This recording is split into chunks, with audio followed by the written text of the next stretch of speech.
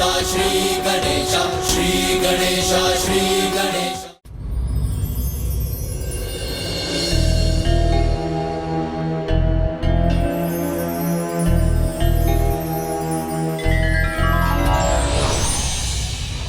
भक्त से हमें और क्या चाहिए? उनकी भक्ति, उनके द्वारा हमारा श्रद्धा पूर्वक ध्यान करना या हमारा स्मरण कर दीप प्रज्वलित करना। बस इतने मात्र से मेरा हृदय भाव विभोर हो जाता है। अर्थात प्रभु, उनकी भक्ति का फल आपके दोनों भक्तों को मिलने वाला है। विद्यापति को अभी और प्रतीक्षा करनी होगी देवी, किंतु इंद्रद्युम्न को संकेत मिल जाएगा कि उसे आगे क्या करना है।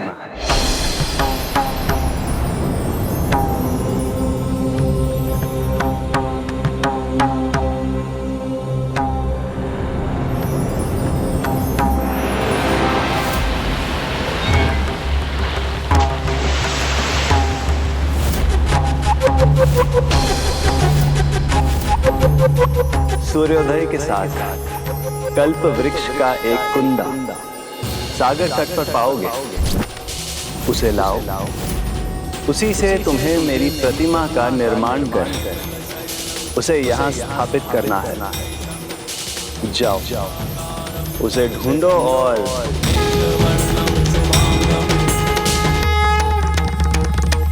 धन्यवाद प्रभु, धन्यवाद। स्वामी, कहाँ जा रहे हैं आप? आपका बहुत बहुत धन्यवाद। मैं आ रहा हूँ प्रभु, मैं आ रहा हूँ, मैं आ रहा हूँ प्रभु।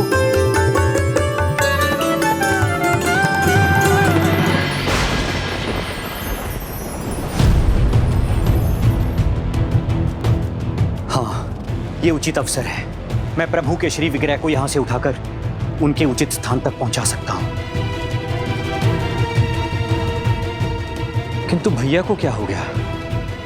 वो कहाँ जा रहे हैं?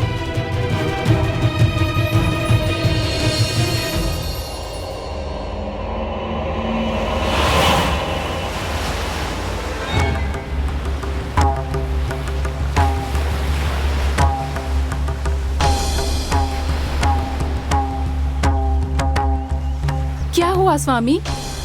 भैया, यहाँ सागर तट पर क्यों आए हैं आप? क्या ढूंढ रहे हैं यहाँ? प्रभु माधव ने मुझे नया संकेत दिया है। प्रभु नील माधव की प्रतिमा नहीं, यहाँ सागर तट पर मिले लकड़ी के कुंदे से बनी प्रतिमा स्थापित होगी। लकड़ी का कुंदा? हाँ, सूर्योदय के साथ प्रभु कृपा से कल्प वृक्ष के लकड़ी का कुंदा स्वयं हमें सागर प्रदान करेगा।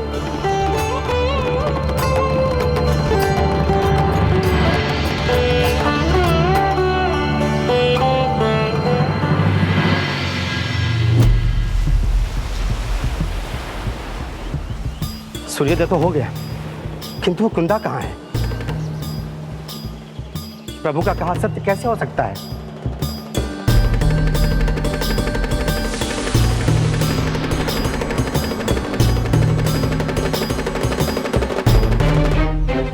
स्वामी, आपको पूर्ण विश्वास तो है ना? कहीं आपको कोई भ्रम तो नहीं हुआ? नहीं गुंडीचा, मुझे पूर्ण विश्वास है। प्रभु नील माधव ने मुझे स्पष्ट संकेत दिया है। मुझे सूखी लकड़ी के कुंदे का दृश्य दिखाया उन्होंने। ओम हरि नमः, श्री हरि नमः। ओम हरि नमः, श्री हरि नमः।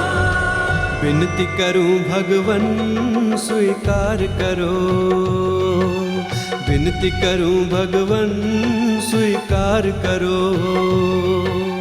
इस सृष्टि का तुम ही उद्धार करो, उद्धार करो। विनती करूं भगवन स्वीकार करो। रच दो लीला अब हरी, रच दो लीला अब हरि, चाहे फिर से एक अवतार धरो, अवतार धरो। विनती करूं भगवन स्वीकार करो, विनती करूं भगवन स्वीकार करो। ओम हरि नमः, श्री हरि नमः, ओम हरि नमः, श्री हरि नमः। हम सबके पालनहारे हो, इस सृष्टि के रखवारे हो। हम सबके पालनहारे हो, इस सृष्टि के रखवारे हो। जब जब विपदा आई जग पे प्रभु आप ही बने सहारे। समाधान कोई संकट का दो, जन जन का कल्याण करो, कल्याण करो। विनती करूं भगवन स्वीकार करो।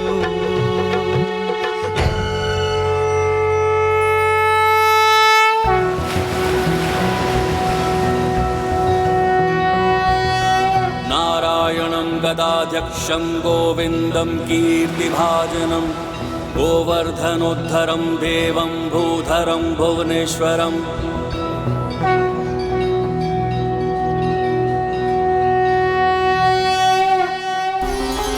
देखा, मैंने कहा था ना कि यही वो लकड़ी का कुंदा है। प्रभु जगन्नाथ की जय, प्रभु श्री जगन्नाथ की जय, प्रभु जगन्नाथ जी की जय। इस कुंदे को मैं मंदिर तक पहुंचाना है। भैया, इसे मैं ले चलता हूं।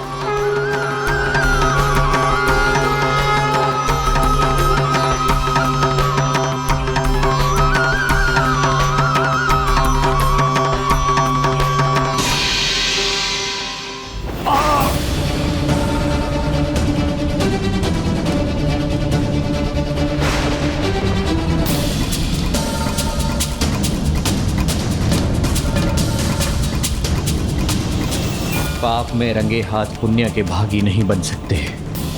प्रभु का ये दंड स्वीकार है मुझे।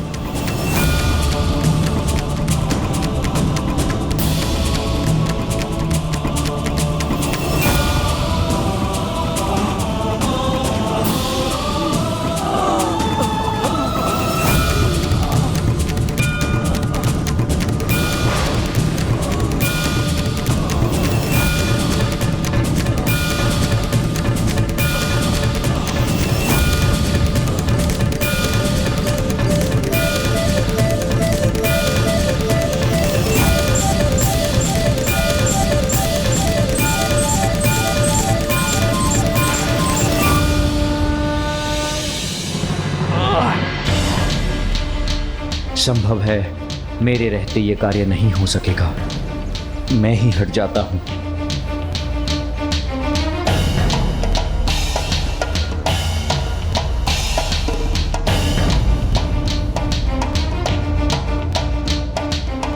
अब देवर जी को क्या हुआ? वो कार्य अधूरा छोड़कर कहां जा रहे हैं?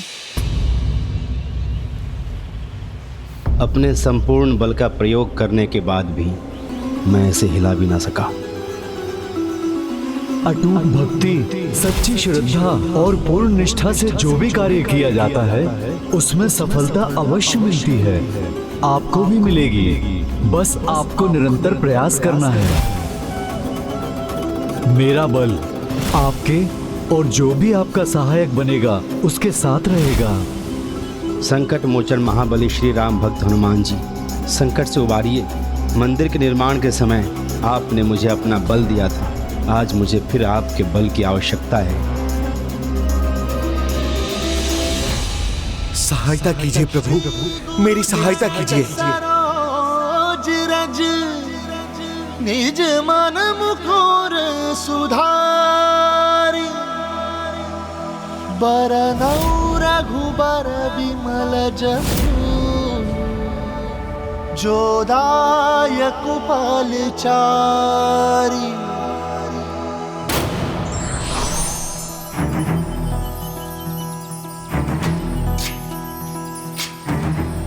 प्रणाम प्रभु।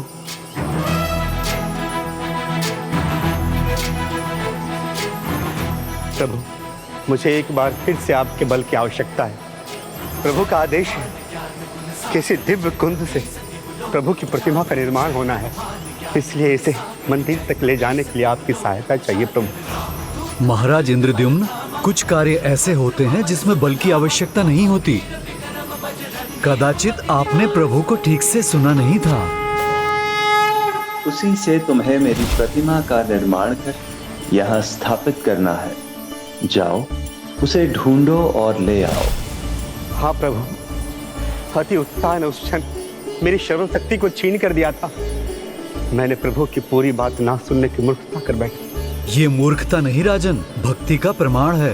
भक्त के लिए प्रभु से भी बड़ा प्रभु का कार्य होता है। इसी से प्रेरित होकर मैंने भी भूल की थी। मैं तो जड़ी बूटी का पूर्ण ज्ञान पाए बिना उसे लेने चला गया, जिसके परिणाम स्वरूप मुझे संपूर्ण संजीवनी पर्वत को ही लेकर आना पड़ा था। आप प्रभु के कार्य में कभी असफल नहीं हुए। आपने प्रभु कार्य के लिए सदा भागीरथी प्रयास किए हैं। कदाचित आप ही मेरा मार्गदर्शन और मेरी सहायता कर सकते हैं प्रभु। तो सुनिए राजन, इस कार्य के लिए शारीरिक बल नहीं, भक्ति का बल आवश्यक है। जिस लकड़ी के कुंदे से प्रभु नील माधव की प्रतिमा बनेगी, वो कुंदा उनके प्रिय भक्त के द्वारा कर सेवा किए बिना भला कैसे हिल सकता है? मैं कुछ समझाई प्रभु, आप किस भक्त का उल्लेख कर रहे हैं? वो भक्त राजन जिसने प्रभु नील माधव की वर्षों से सेवा की है, जिसने अपना संपूर्ण जीवन प्रभु नील माधव पर न्यौछावर कर दिया। वो भक्त जिनकी देखरेख में प्रभु नील माधव स्थित थे। भला उनकी सहायता के बिना ये दिव्य कुंदा कैसे हिल सकता है?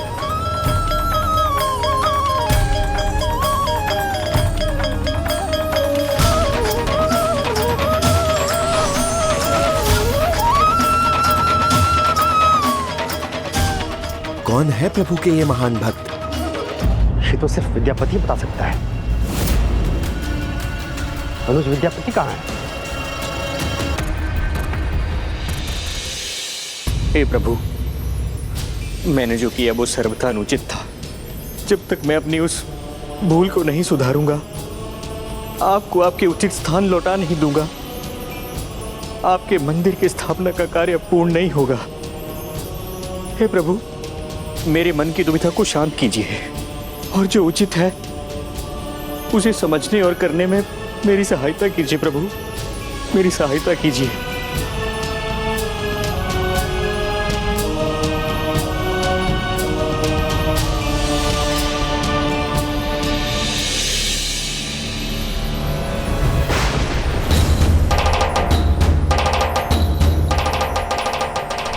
कौन हो तुम और यहाँ क्या कर रहे हो?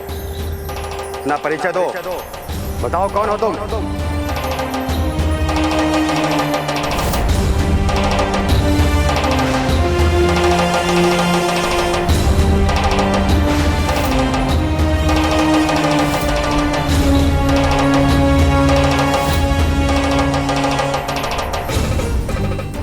विद्यापति, अपना मुख छिपाकर यहाँ क्या कर रहे थे? तुम ही प्रभु को लेकर यहाँ आए और बोले छुपकर कहाँ ले जाने का प्रयास कर रहे हो? और क्यों? देवर जी, जब से आप लौटे हैं कुछ दुविधा है आपके मन में, जो आप हमसे अपने अपनों से छिपाते आ रहे हैं। बताइए ना, ऐसी क्या बात है जो आपको इतना खाई जा रही है?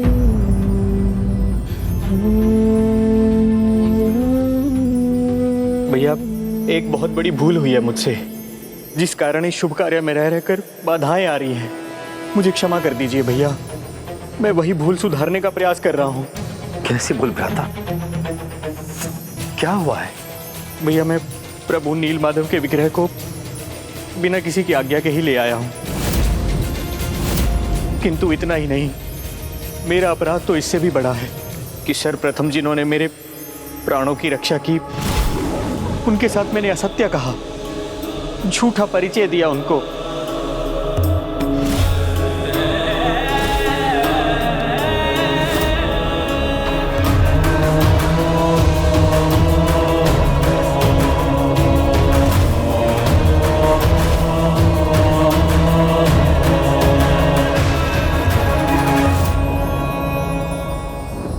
ये क्या कह रहे हो भ्राता?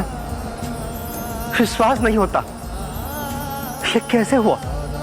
उचित अनुचित का भेद भली भांति समझते हो तुम, फिर ये अनुचित कार्य तुमने कैसे कर दिया?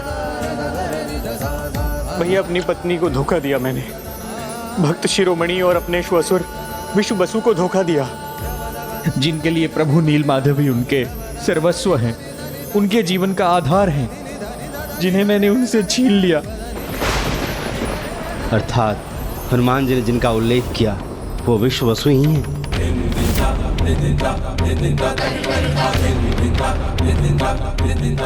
क्या नहीं किया हमने उस कृतघ्न के लिए? उठो भ्राता।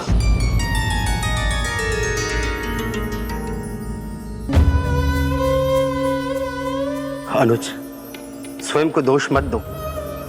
यदि प्रभु की इच्छा ना होती तो तुम उन्हें कभी ना ला पाते। अवश्य वो स्वयं यहाँ आना चाहते थे। हाँ, किंतु उन्हें लाने के उपाय में तुमसे भूल हुई है। मुझे क्षमा कर दीजिए भैया, मैं एक भूल को सुधारने के लिए दूसरी भूल करने जा रहा था। इस तरह मैं भूलों की एक श्रृंखला बना देता। किंतु भैया, मैं नहीं समझ पा रहा हूँ मुझे क्या करना चाहिए। तुमने जो भी किया वो अनुचित तो था, किंतु तुम विरह और पश्चाताप के अग्नि में जलते रहे। यही तुम्हारा दंड था जो तुम भोग चुके हो।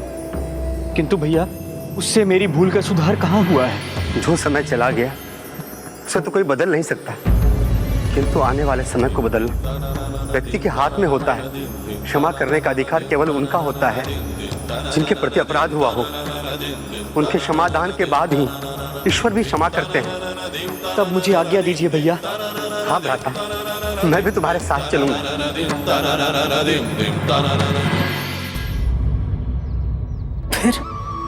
फिर क्या हुआ? क्या विश्ववसु फिर विद्यापति से भेंट करने के लिए तैयार हुआ? क्या विश्ववसु ने उन्हें क्षमा कर दिया? और ललिता, उनका क्या हुआ? क्या विद्यापति ने उन्हें ढूंढ लिया? धीरज धरो माधवदास। जैसा श्री हरि ने कहा था, जो संयम रखता है सफलता भी उसी को ही मिलती है। इसलिए तुम भी संयम रखो, तुम्हें भी तुम्हारे सारे प्रश्नों के उत्तर मिल ही जाएंगे। किंतु हां, यह भी सत्य था, विश्ववसु अब विद्यापति का मुख भी नहीं देखना चाहते थे। कबीले वासियों, भूल हुई हमसे। एक भारी पर विश्वास करने का दुष्परिणाम है यह कि हमें इतना बड़ा विश्वासघात सहना पड़ा।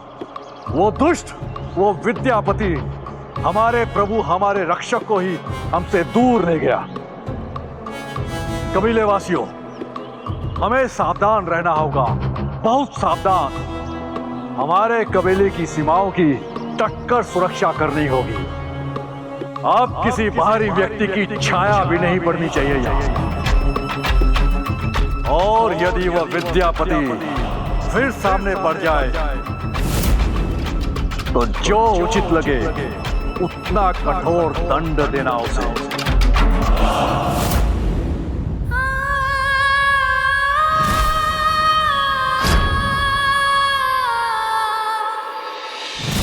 ललिता। स्वामी, स्वामी,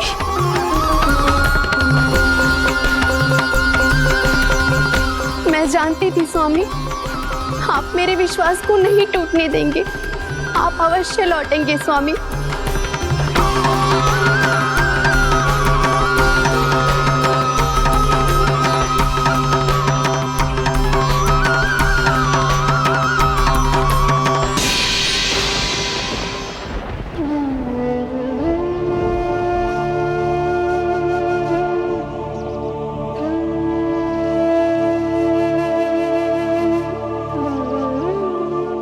ये तो मात्र मेरा भ्रम था जो मुझे छोड़कर चले गए। हमें भी विश्वास क्यों है? उनके लौटने की आस क्यों है? मैं क्यों ऐसी आशा कर रही हूँ जिसका परिणाम केवल निराशा ही है? जो मुझे इतनी निष्ठुरता से छोड़ के चले गए, वो लौट के नहीं आएंगे। यदि आएंगे भी तो मुझे ढूंढ कहाँ पाएंगे।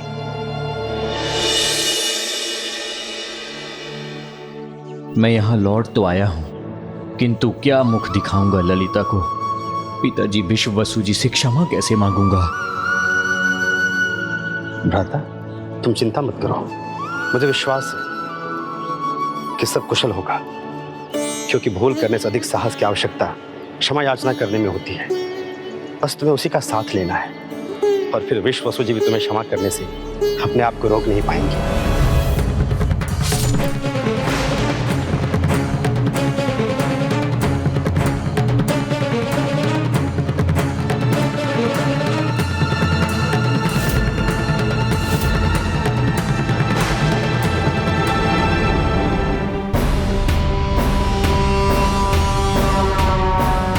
हम यहाँ युद्ध करने नहीं आए। सैनिकों, अपने अस्त्र नीचे रखो।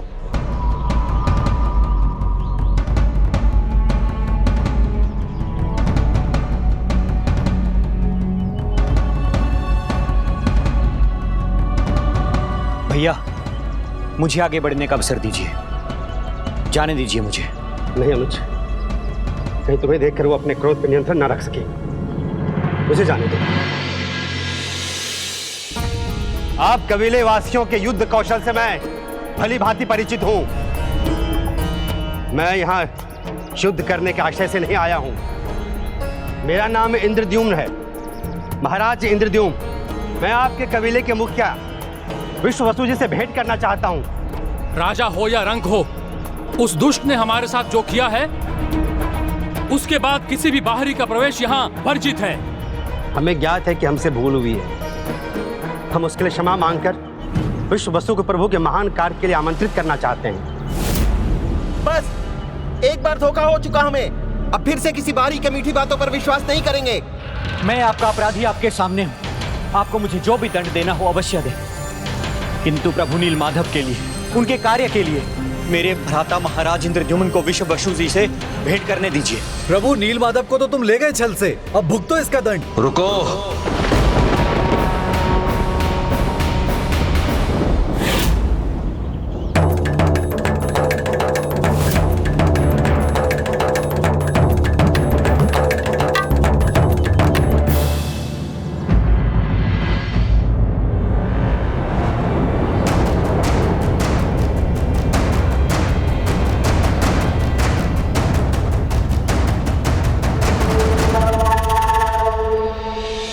प्रणाम हे भक्त शिरोमणि विश्ववसु जी। मैं भी आपके समान प्रभु नील माधव का भक्त हूँ। उन्हीं के आदेश पे यहाँ आया हूँ। वही नील माधव प्रभु जो लंबे समय तक हमारे कबीले के साथ रहे, जिन्हें तुम्हारा ये विश्वासघाती भाई छल कर अपने साथ ले गया। मुझसे जो भूल हुई पिताजी, मैं उसी की क्षमा मांगने आया हूँ। बस एक बार विश्वास किया था तुम पे, अब वही मूर्खता पुनः नहीं करूंगा। यहां वापस लौटने का साहस कैसे किया तुमने? तुम अपने आप को प्रभु नील माधव का भक्त कहते हो, और उन्हीं भक्तों को ठगते समय तनिक भी संकोच नहीं किया तुमने। क्षमा करें, किंतु धोखा देना विद्यापति का आशय नहीं था। वो तो जगत कल्याण करना चाहता था। धोखे से किया गया कोई भी कार्य प्रभु कार्य नहीं होता, और प्रभु के भक्तों को उनसे दूर करना तो कदापि नहीं। और इस दुष्ट ने हमें प्रभु नील माधव के साथ से वंचित कर दिया है। मुझे क्षमा कर दीजिए, मैंने आपको दुख पहुंचाया है, संपूर्ण कबीले के विश्वास का अपमान किया। मुझे क्षमा करना आपके लिए सरल नहीं है, किंतु इसमें मेरे भैया का कोई दोष नहीं है। मेरी आपसे विनती है, बस एक बार आप सुन लीजिए कि वो क्या कहना चाहते हैं। मुझे ज्ञात है विद्यापति ने जो किया उचित ना था, किंतु हे भक्त शिरोमणि, अब दोनों का प्रभु के प्रति अटल विश्वास है। प्रभु की इच्छा के बिना कुछ भी संभव नहीं। यदि वो ना चाहते तो विद्यापति यहाँ से प्रभु को कदापि ना ले जा सकते।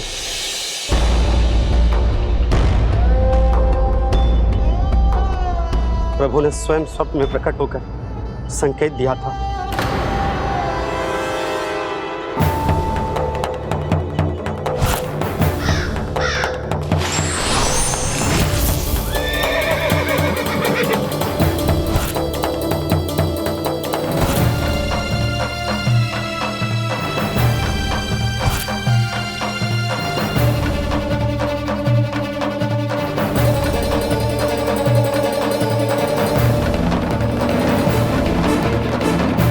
प्रभु पर विश्वास है, किंतु इसका अर्थ यह नहीं कि मैं किसी पर भी विश्वास कर लूं। आपके भ्राता ने जो विश्वासघात किया है, उसके बाद तो मैं किसी पर भी विश्वास नहीं कर सकता। क्या आधार है आपके इस सत्य का? स्वयं प्रभु नीलमाधव। तुम भूल रहे हो, तुम ही उन्हें मुझसे दूर ले गए हो। एक सच्चा भक्त कभी भगवान से दूर नहीं हो सकता, और न भगवान अपने भक्त से। भले ही नीलमाधव के विग्रह आपसे दूर हुए हैं, किंतु विचार कीजिए, एक भक्त के हृदय से भगवान को कोई दूर कैसे कर सकता है? वो तो आज भी आपके हृदय में बसे। आपको हम या अन्य कोई और धोखा दे सकते हैं, किंतु आप भी जानते हैं कि प्रभु श्री नीलमाधव आपको धोखा नहीं देंगे। आप उन्हीं से पूछ लीजिए कि आपको हम पर विश्वास करना चाहिए या नहीं। आप उन्हीं से पूछ लीजिए कि आपको हम पर विश्वास करना चाहिए या नहीं। एक भक्त के हृदय से भगवान को कोई दूर कैसे कर सकता है? वो तो आज भी आपके हृदय में बसे। वो तो आज भी आपके हृदय में बसे।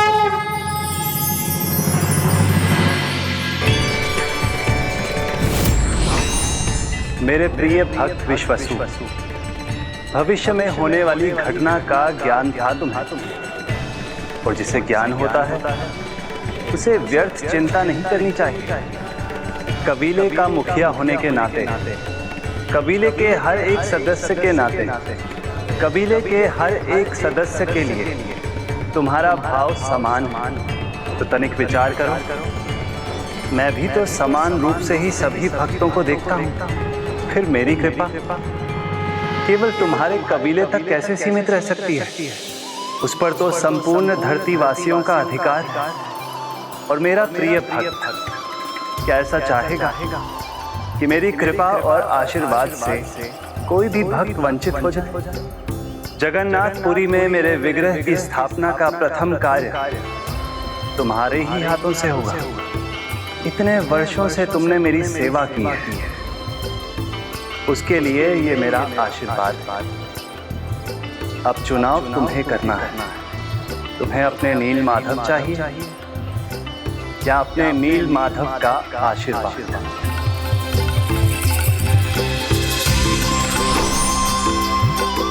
तुम्हें अपने नीलमाधव चाहिए या अपने नीलमाधव का आशीर्वाद?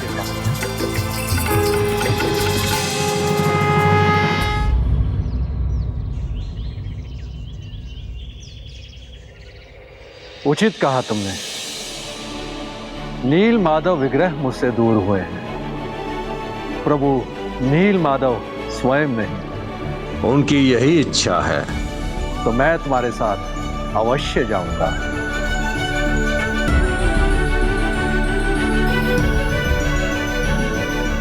पिताजी, मैं आपका दोषी हूं, अब तो मुझे क्षमा कर दीजिए। तुमने मेरा हृदय अवश्य तोड़ा है, किंतु अब मैं समझ चुका हूं, जो भी हुआ उसके पीछे प्रभु नीलमाधव की इच्छा से ही हुआ।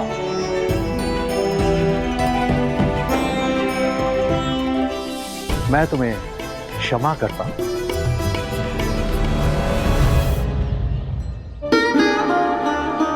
और मैं आपका ही नहीं, संपूर्ण कबीले का दोषी हूं।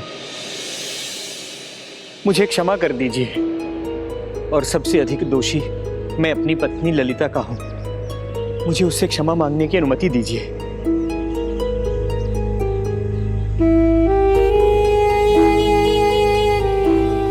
क्या हुआ? आप सभी ने ललिता का नाम सुनते ही अपना चेहरा उदास क्यों कर लिया?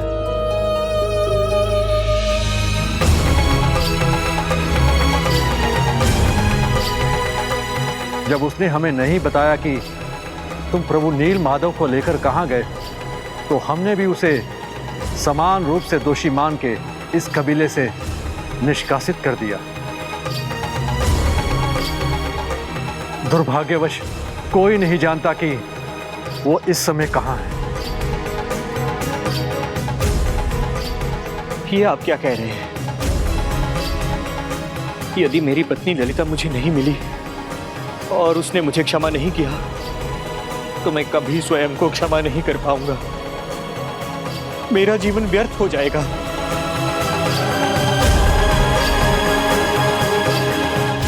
चिंता मत करो भ्राता, हम प्रभु नील माधव श्री जगन्नाथ जी की कृपा से देवी ललिता को भी ढूंढ ही लेंगे। हम सभी सहायता करेंगे तुम्हारी। विद्यापति को जब पता चला कि ललिता को कबीले से निष्कासित कर दिया गया है तो उसने विनती की। फिर सभी वन के सभी स्थानों पर फैल गए ललिता को ढूंढने के लिए, किंतु वो कहाँ थी ये जानने वाला तो एक ही था। बाघा, किसी को ज्ञात हो या ना हो, तुम्हें अवश्य ज्ञात है कि ललिता कहाँ है।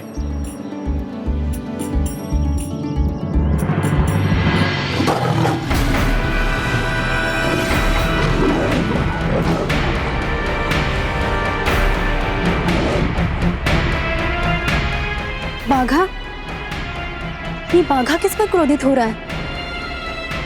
बाघा, तुम्हें अवश्य ज्ञात है, कहाँ है ललिता? क्या हुआ बाघा?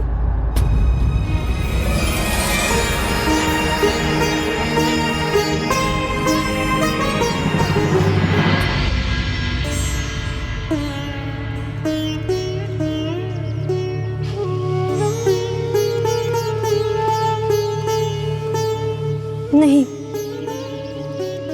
फिर ये मेरा भ्रम है, ये आप नहीं हैं। क्या हुआ ललिता, कहाँ जा रही हो? एक बार क्षमा करने का अवसर नहीं दोगी मुझे तुम? नहीं, ये उनका स्वर नहीं, ये भी मेरा भ्रम है। ललिता, मैं दोषी हूं तुम्हारा। तुम्हारे पिताजी ने भले ही मुझे क्षमा कर दिया हो, किंतु जो दंड तुम देना चाहो मैं उसे स्वीकार करूंगा।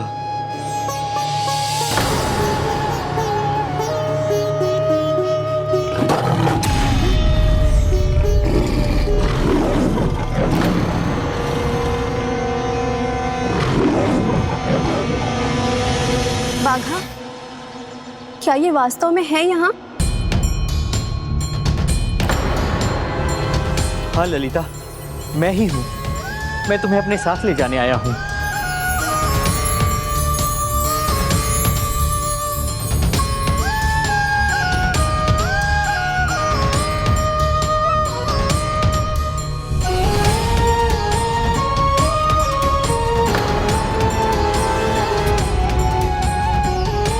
मैं विवश हूं ललिता, अगर मैं तुम्हें साथ ले जा सकता तो अवश्य ले जाता।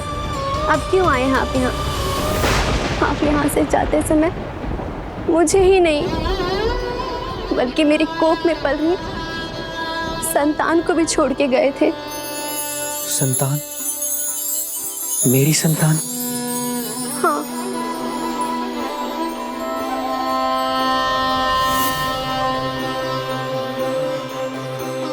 ललिता, मैं अपनी सभी भूलों के लिए तुमसे क्षमा मांगता हूँ और मैं तुम्हें वचन देता हूँ, कभी तुम्हें निराश नहीं करूंगा। दंड या क्षमा अब तुम पर निर्भर है।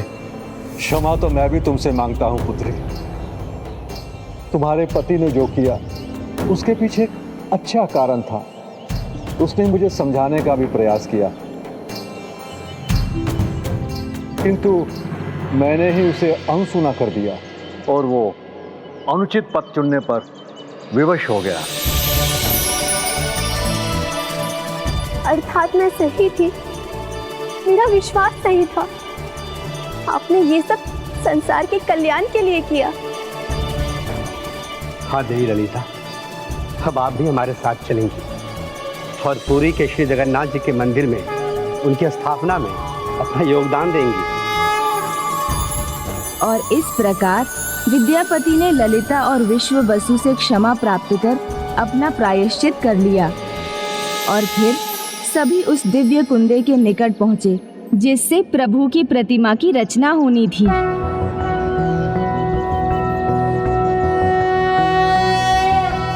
नारायणाय सुरमंडन मंडनाय नारायणाय सकल स्थिति कारणाय नारायणाय भवभीति निवारणाय नारायणाय प्रभवाय नमो नमस्ते।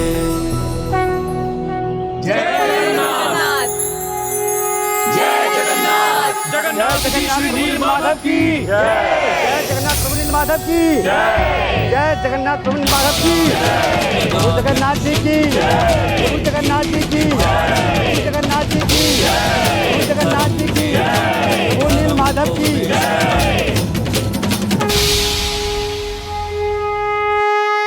तो इस प्रकार उस कुंदे को श्री बलभद्र, सुभद्रा जी और श्री जगन्नाथ जी का रूप मिला। स्मरण है ना, हनुमान जी ने क्या कहा था? ये एक भागीरथी कार्य है। तो फिर उस प्रतिमा के निर्माण में कोई बाधा आ गई? अब वहां प्रभु नीलमाधव भी थे, लकड़ी का कुंदा भी था जिससे श्री जगन्नाथ जी की प्रतिमा बनने वाली थी, किंतु वो शिल्पकार नहीं जो लकड़ी के उस कुंदे को जगन्नाथ जी की प्रतिमा के रूप में गढ़ सके।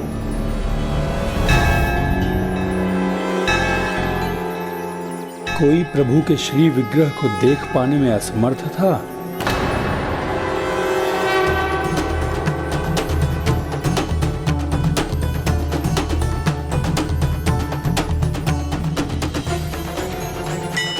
तो किसी के औजार उस दिव्य कुंदे पर काम नहीं कर रहे थे।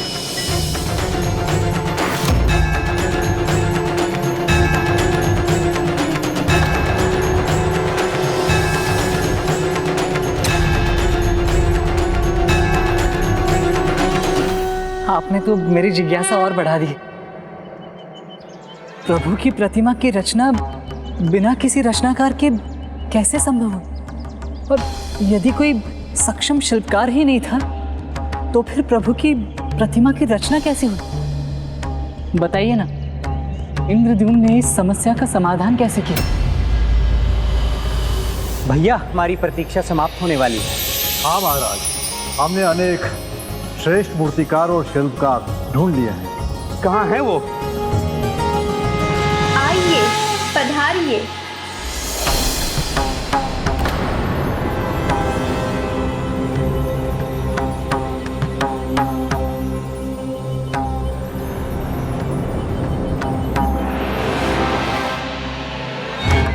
क्या आप में से कोई नहीं जो इस कुंद से प्रभु की प्रतिमा गढ़ सके?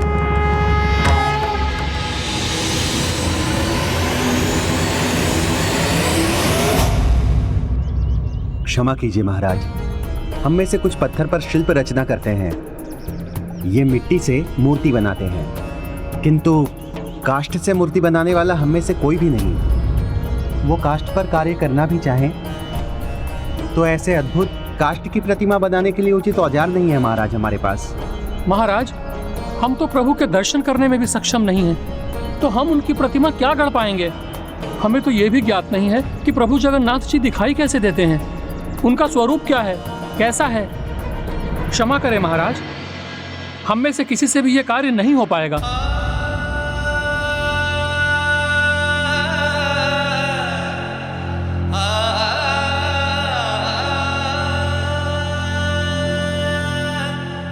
आपने उचित कहा कपिल, ये महान कार्य तभी संपन्न होगा जब प्रभु की इच्छा होगी। समय कितना भी लगे, हम प्रतीक्षा करेंगे।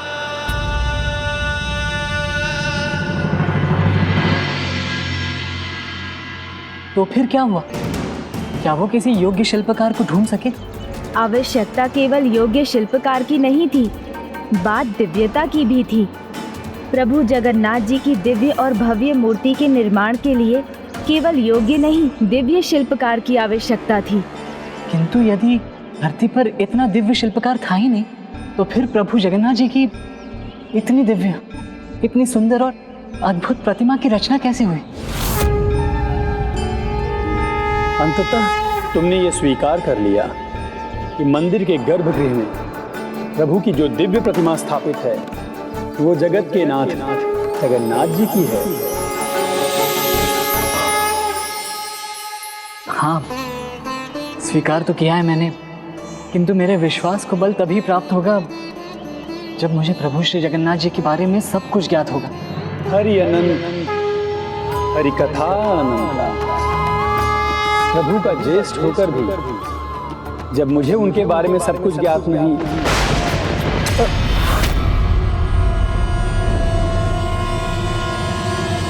मेरा अर्थ है बलभद्र, बलराम जी।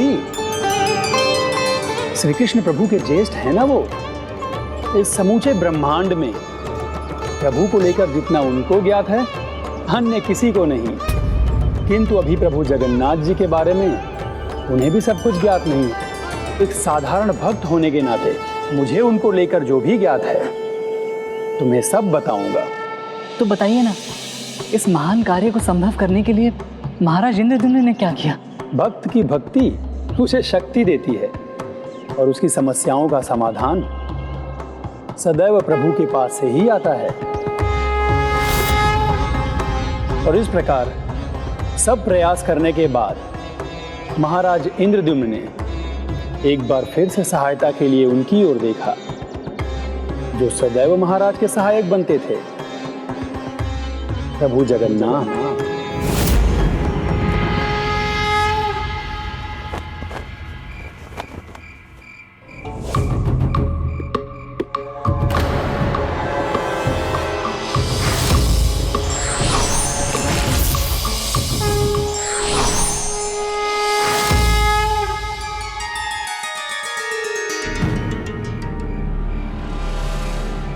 प्रभु, आपका काज अधूरा है तो मेरे नेत्रों में नींद कहाँ से आएगी? आपकी प्रतिमा का निर्माण होने तक मेरा हृदय इसी प्रकार व्याकुल रहेगा। कदाचित प्रभु के पास जाने से ही मुझे शांति का आभास हो और प्रभु काज करने का कोई मार्ग सूझे।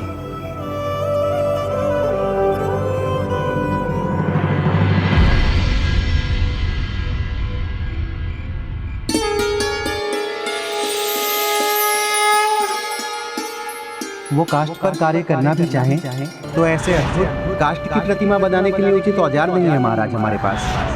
हमें तो ये भी ज्ञात नहीं है कि प्रभु जगन्नाथ जी दिखाई कैसे देते हैं, उनका स्वरूप क्या है, कैसा है, तो हम उनकी प्रतिमा क्या गढ़ पाएंगे?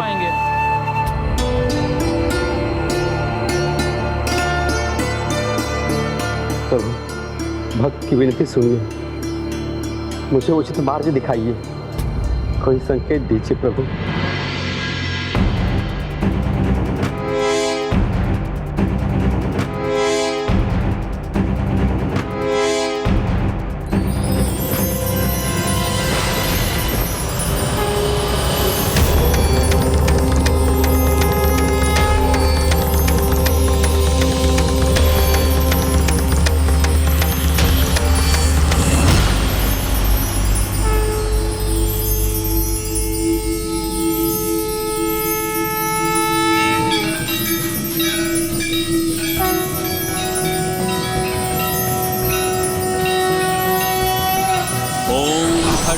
चक्रगदेषु चापपरिघात्रशूलं भुजुण्डिं शिरः शङ्खं सन्दधतिं करे स्त्रीनयनां सर्वाङ्गभूषावृतां नीलाश्रुकुतिमास्य पाददशकां सेवे महाकालिकां यामस्तो व्यस्वपिते हरो कमलजो हन्तुं मधुं कैटभम्।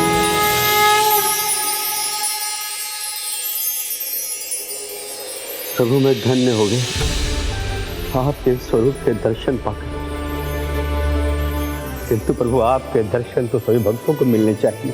ये तभी संभव है जब वो योग शिल्पकार मिले जो आपके स्वरूप से भली भांति परिचित हो, समर्थ हो, जो आपकी प्रतिमा रख सके। प्रभु, आपके शरण में हूं, सदा की भांति मेरा मार्गदर्शन कीजिए प्रभु।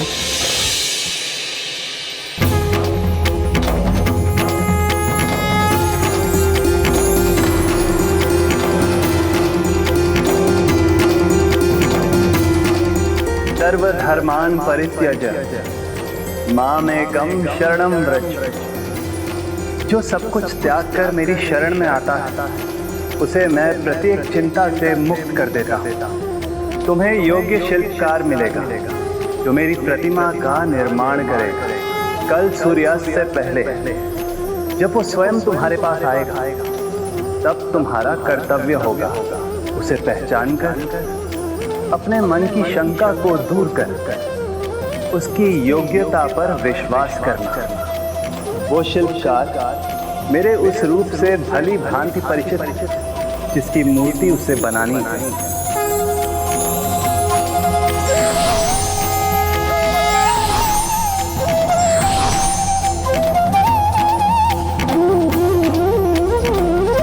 प्रभु, मैं उन शिल्पकार को पहचानूंगा कैसे? कि कैसे जानूंगा कि वो वही शिल्पकार हैं जिन्हें आपने भेजा है? व्यक्ति का आचरण उसके व्यवहार और उसकी योग्यता परीक्षा के परिणाम से ही ज्ञात होती है। तुम्हें भी उस शिल्पकार की परीक्षा लेनी होगी। कैसी परीक्षा प्रभु? तुम्हें उनसे 2 कार्य करने के लिए कहना होगा। क्या कार्य प्रभु?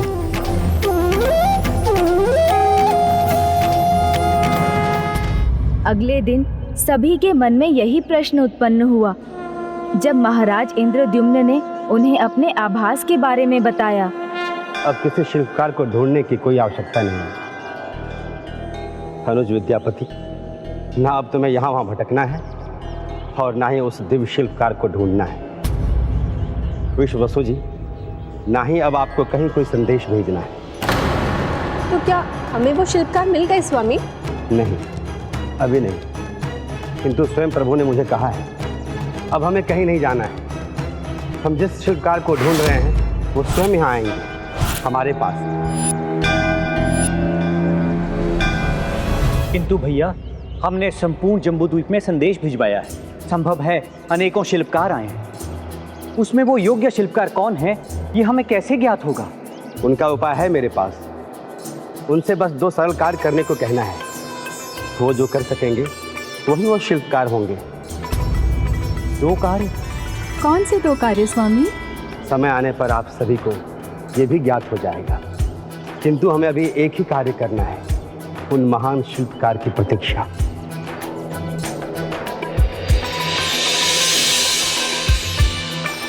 भैया,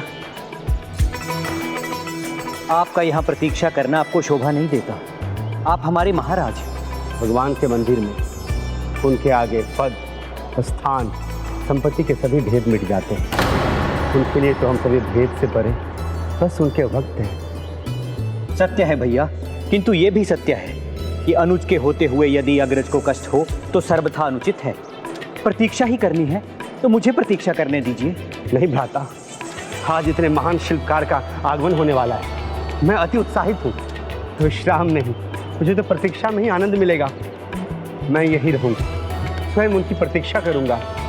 और तुम्हारे समान महाराज इंद्रद्युम्न भी यही मंदिर के बाहर भूखे प्यासे बैठकर उस शिल्पकार का मार्ग तकने लगे।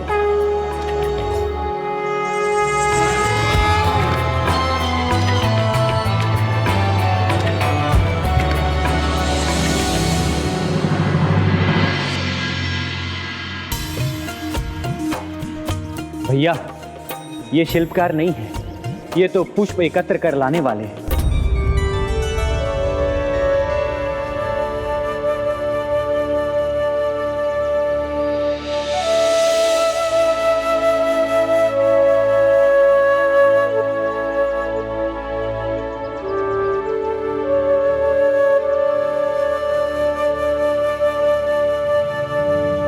ये हमारे कबीले के सदस्य हैं।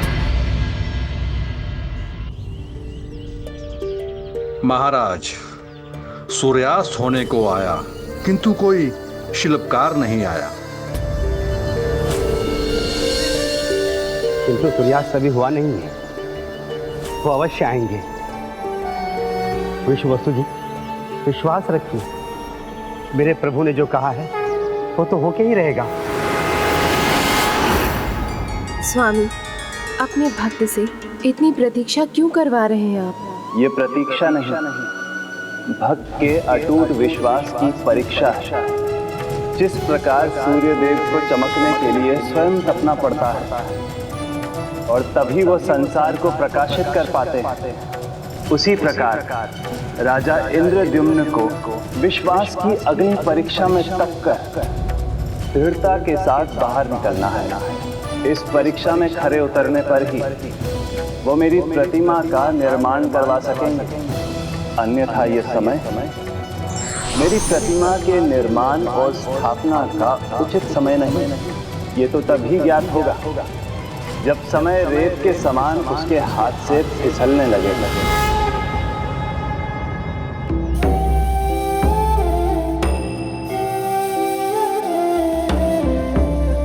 वो देखिए स्वामी, सूर्य देवता अपनी अंतिम किरणों को समेटकर हमारी आंखों से ओझल होने वाले हैं। हाँ भैया, अब तो सूर्य देव भी आकाश से प्रस्थान होने वाले हैं, किंतु आगमन किसी का नहीं हुआ। राजन, आपको इसकी कोई चिंता नहीं।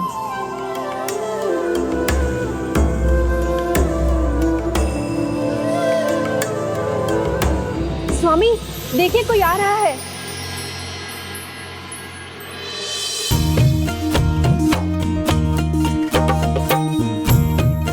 कौन है? क्या कोई इनका परिचय जानता है?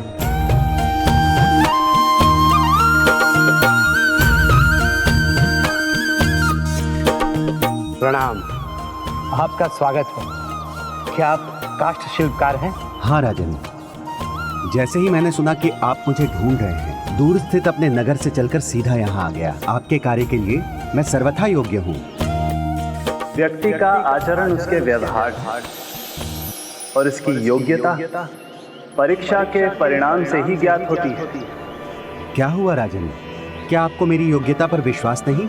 एक कलाकार भूखा प्यासा रह सकता है, किंतु अपनी कला और योग्यता का अपमान नहीं सह सकता। यदि मेरी योग्यता आंकने के लिए आपके मन में मेरी परीक्षा लेने का विचार है, तो ये मुझे स्वीकार नहीं। शिल्पकार,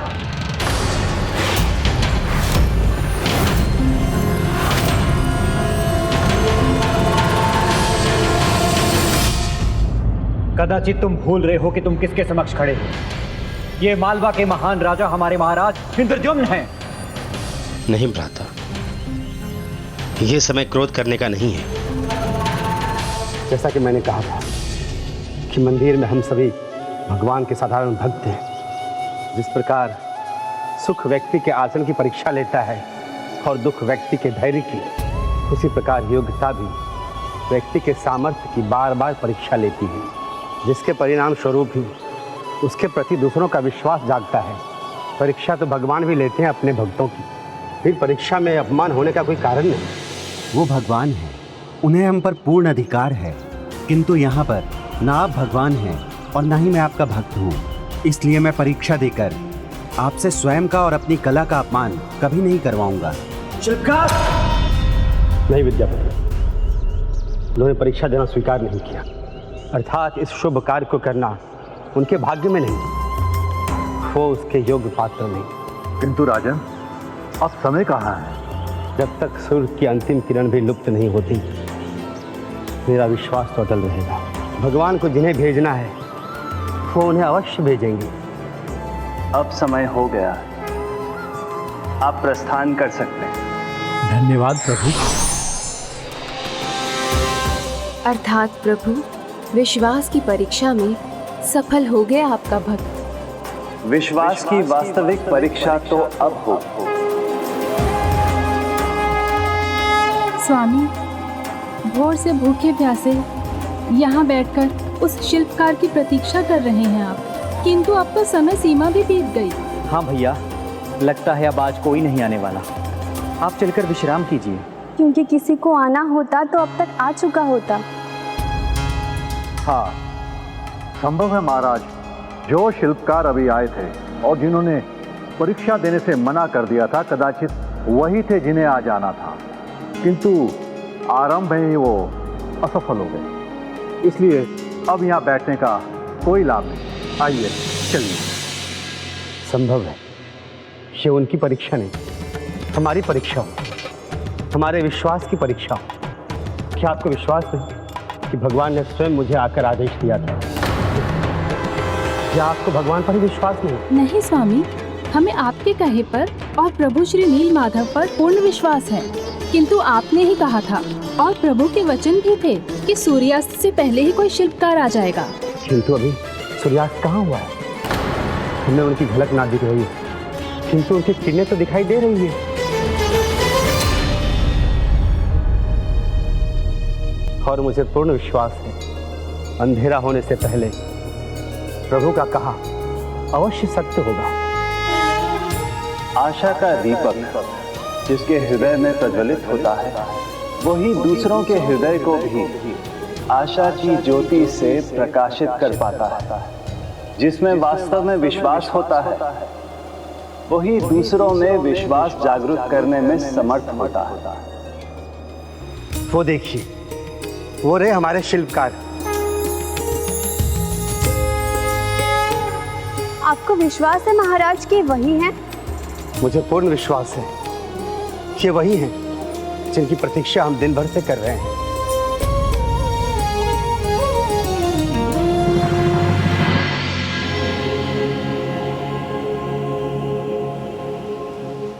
कितने वृद्ध हैं ये। लगता है जैसे इनकी धमनियों में रक्त का बहाव तो है, किंतु इन्हें ये शक्ति प्रदान नहीं करता। महाराज, ये तो अपने औजारों का भार भी कठिनाई से उठा रहे हैं। रुकिए, मैं सहायता करता हूँ। दीजिए, मैं सहायता करता हूँ। स्वामी, ये प्रभु की भव्य प्रतिमा कैसे बना पाएंगे?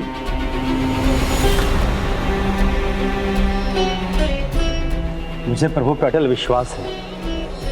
उन्होंने जिन्हें भेजा है वो अवश्य ही समर्थ भी होंगे।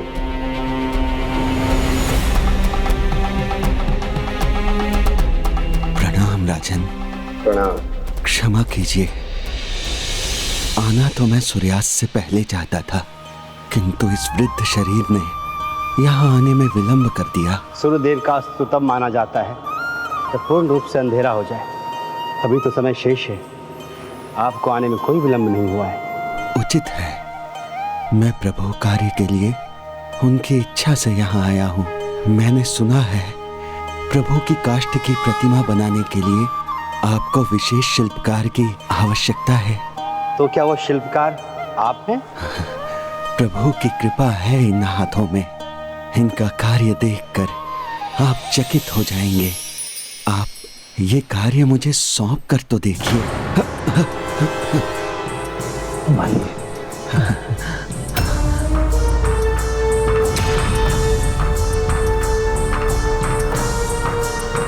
ये वो शिल्पकार कैसे हो सकते हैं जो स्वयं को भी नहीं संभाल पा रहे हैं और न अन्य किसी वस्तु को? भला ये कैसे कर सकेंगे ये महान कार्य?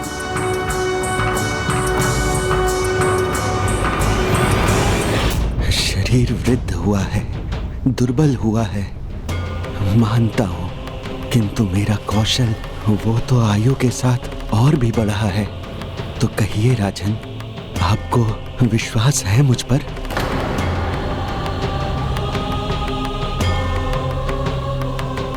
क्या ये महत्वपूर्ण कार्य मुझे सौंपेंगे?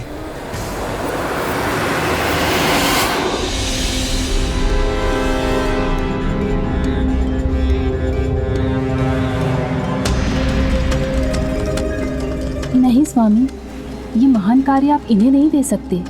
इन्हें तो खड़े होने में भी कठिनाई हो रही है। ये प्रभु की प्रतिमा कैसे बनाएंगे? और इनकी आयु तो देखिए आप।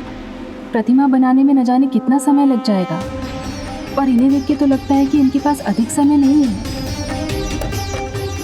भाभी उचित कहती हैं, ये प्रभु की प्रतिमा बनाने योग्य नहीं है। भैया, मैं भी इस बात से सहमत हूँ।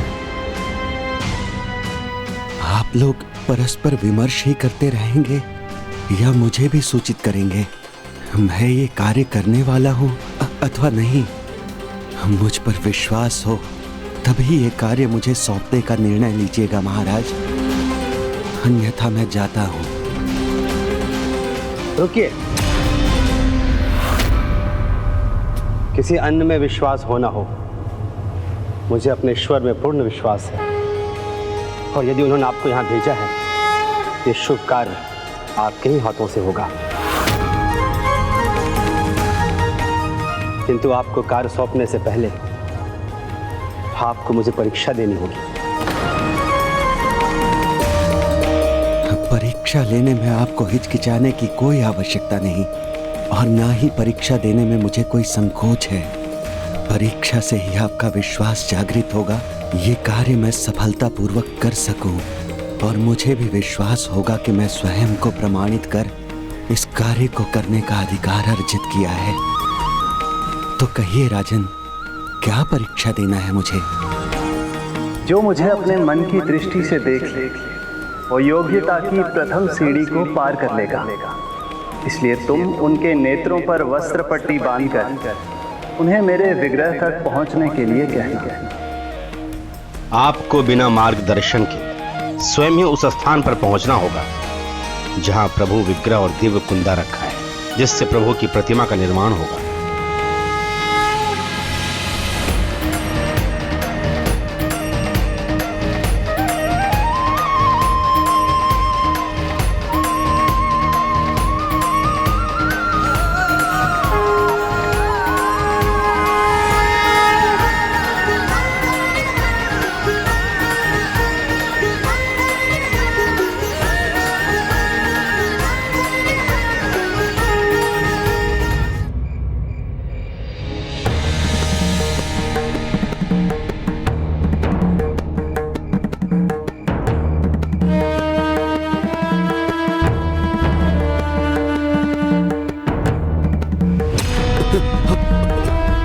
मुझे तो इन वृद्ध शिल्पकार की अवस्था देखकर इनकी ही चिंता हो रही है।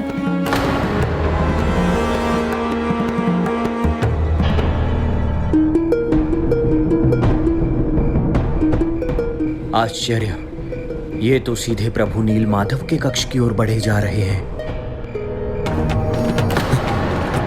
कहीं ये प्रभु के द्वार से आगे ना बढ़ जाए। हाँ बापू, मुझे भी लग रहा है ये इस कार्य को नहीं कर पाएंगे।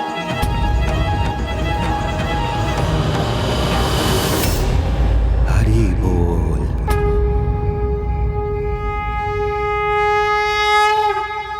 राजन, द्वार यही है ना?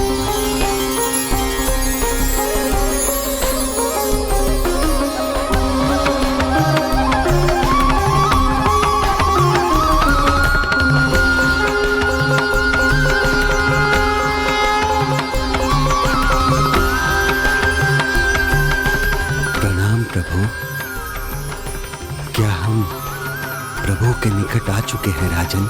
अद्भुत, अवश्य।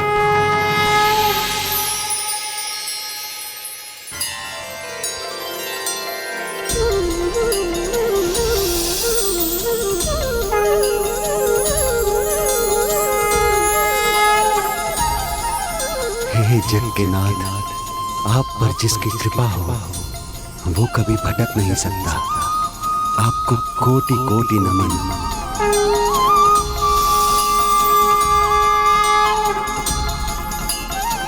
फिर अपनी सभी शंकाओं को दूर करने के लिए उनसे पूछना कि इन्हें कितनी मूर्तियां बनानी होंगी और वो मूर्तियां किनकी होंगी। क्या आपको ज्ञात है इस काष्ठ से किनकी प्रतिमाओं की रचना होगी?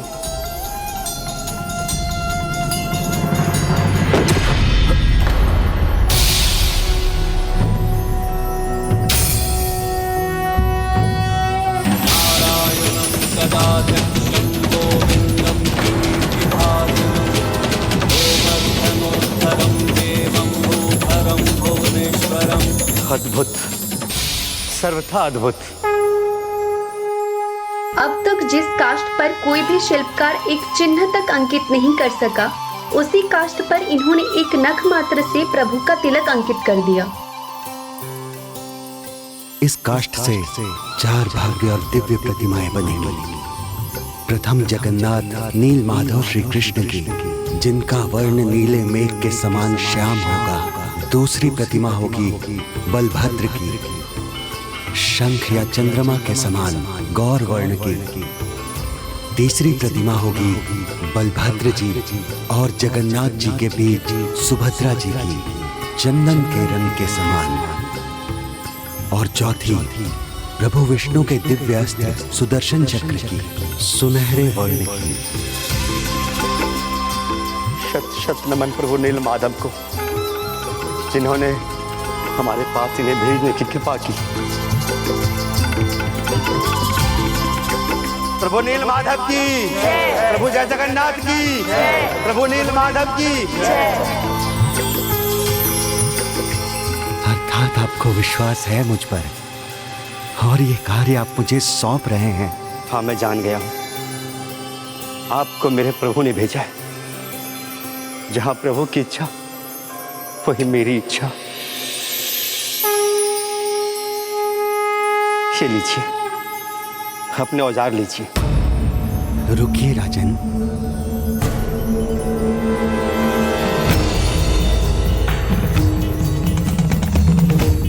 आपने इन्हें स्वीकार करने से मना क्यों किया? उससे कोई क्या भूल हो गई?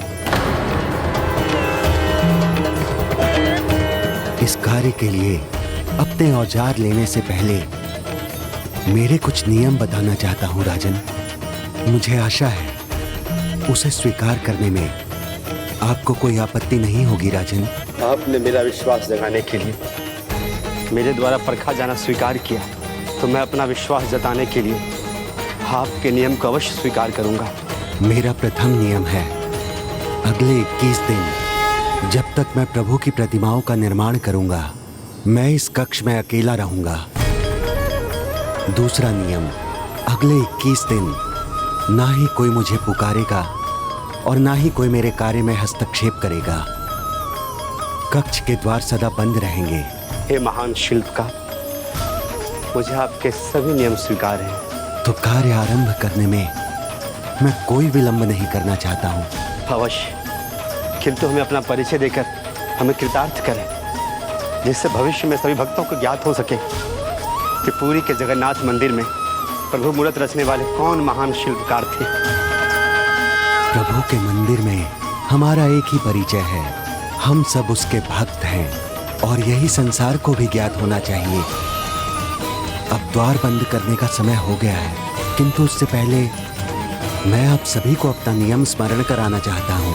यदि किसी ने भी 21 दिन की अवधि के पहले इस द्वार को खोला, मेरे कार्य में किसी भी प्रकार की बाधा डाली, तो मैं उसी क्षण यहाँ से प्रस्थान कर जाऊंगा और फिर प्रभु की प्रतिमा जितनी भी रची हो वही उनका स्वरूप होगा जो यहाँ स्थापित होगा, क्योंकि मेरे सिवाय इस संसार में कोई भी इस प्रतिमा को नहीं रच पाएगा, मेरा अधूरा कार्य पूर्ण नहीं कर सकेगा।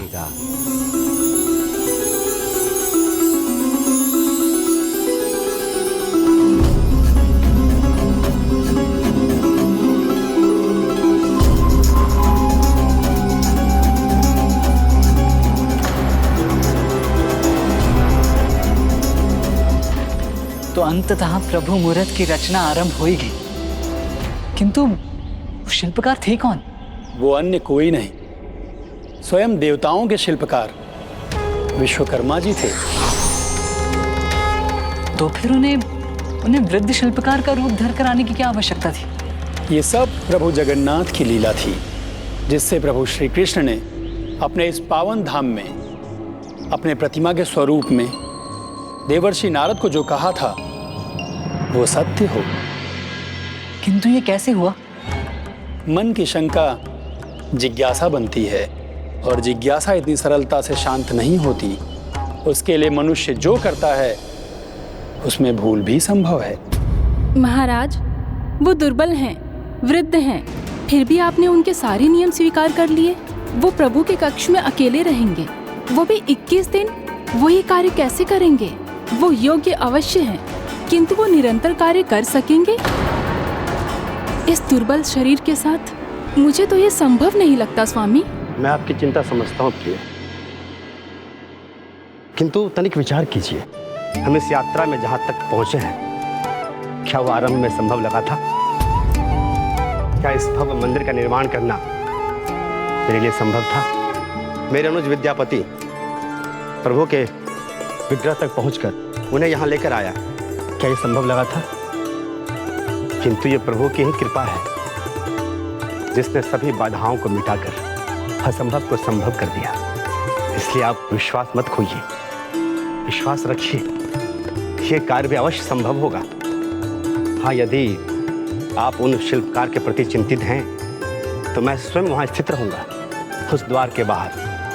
यदि उन्हें कोई भी आवश्यकता होगी तो मुझे पुकार के बुला लेंगे। भैया, ये कार्य आप मुझे और ललिता को सौंप दीजिए, हम वहां रहेंगे। महाराज, ये मेरा कर्तव्य है, मुझे रहना चाहिए वो। नहीं, मेरी शंका के कारण आप सभी ये कष्ट क्यों सहेंगे? ये कार्य तो मुझे ही करना चाहिए, मुझे ही वहाँ रुकना चाहिए स्वामी। नहीं नहीं भाभी, मुझे वहाँ रुकना चाहिए। महाराज मुझे आज्ञा दीजिए महाराज। नहीं, मुझे जाने दीजिए महाराज। महाराज मुझे ये दायित्व दीजिए। महाराज मुझे जाने दीजिए। आप लोग विवाद मत कीजिए। हम सब ने मिलकर कार्य किया मंदिर निर्माण का, तो यह कार्य हम सब मिलकर करेंगे। हम सब ने मिलकर कार्य किया मंदिर निर्माण का, तो यह कार्य हम सब मिलकर करेंगे। प्रभु, यहाँ सब कुछ आपकी लीला के अनुसार हो रहा है। अब मुझे आज्ञा दीजिए जिससे मैं ये शुभ कार्य आरंभ करूं।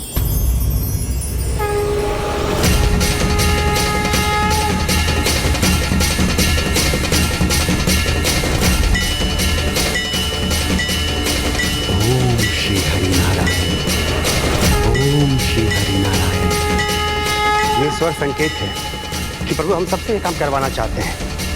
तो प्रथम बारी मेरी होनी चाहिए।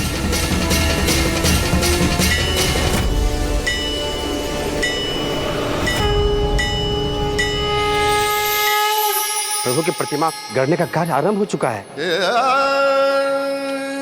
प्रभु जगन्नाथ जी की जय। प्रभु जगन्नाथ जी की जय। प्रभु जगन्नाथ जी की जय।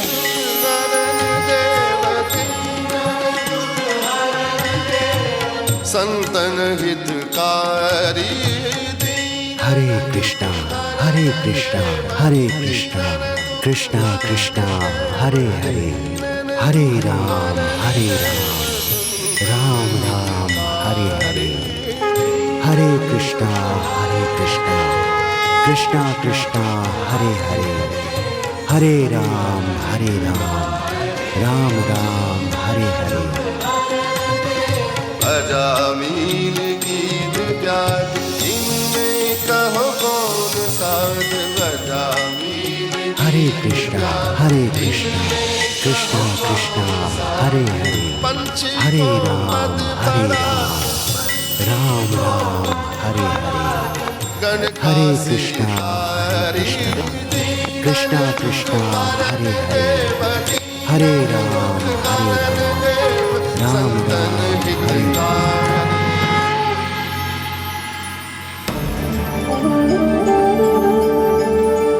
शिल्पकार जी निरंतर कार्य कर रहे हैं, जल ग्रहण करने के लिए भी बाहर नहीं आए। आप चिंता मत कीजिए भाभी, प्रभु जगन्नाथ जी की कृपा से वे कुशल होंगे। हरे कृष्णा कृष्णा कृष्णा हरे हरे, हरे राम हरे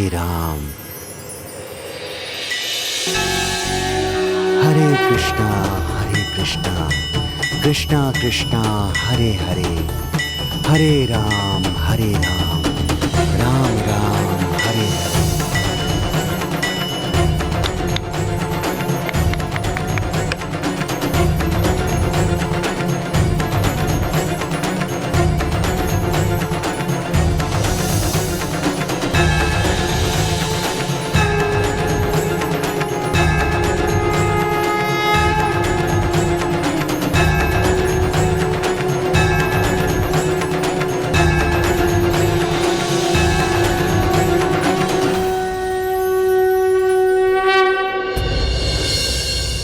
फिर क्या हुआ?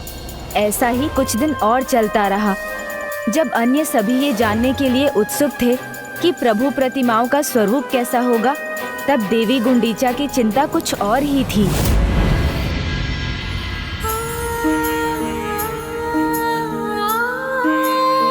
उनके औजारों की ध्वनि निरंतर कम होती जा रही है।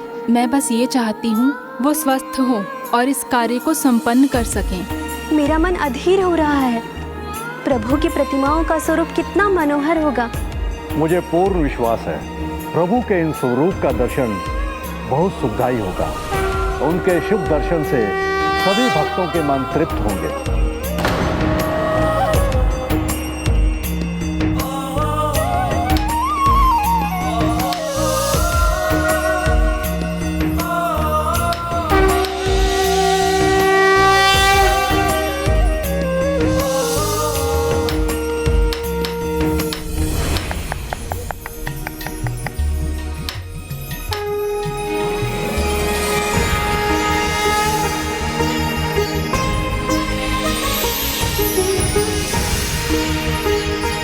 प्रभु, आपकी कृपा से आपकी प्रतिमा ने वही आकार और स्वरूप लेना प्रारंभ कर दिया है जिसकी भविष्यवाणी आपने देवर्षि नारद जी के सामने की थी। भविष्य में उचित समय आने पर कलयुग में हम तीनों के ये स्वरूप जगत के कल्याण हेतु उत्कल प्रदेश के पूरी धाम में स्थापित होंगे।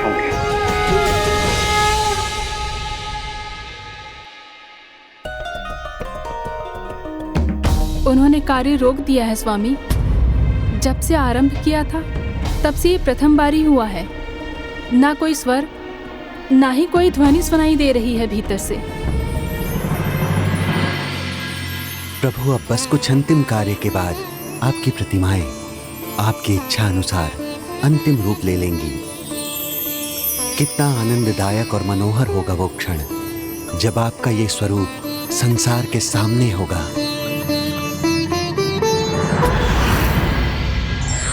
नारायण नारायण, हरि प्रभु नारायण। पधारिए देवर्षि नारद, बहुत उचित समय पर आए हैं आप, क्योंकि प्रभु ने आपसे जो कहा था वो सत्य होने वाला है। आपके मन की ये इच्छा भविष्य की आवश्यकता है देवर्षि नारद, जो अवश्य पूर्ण होगी। अर्थात प्रभु अब जगत को आपके जगन्नाथ स्वरूप के दर्शन होने जा रहे हैं।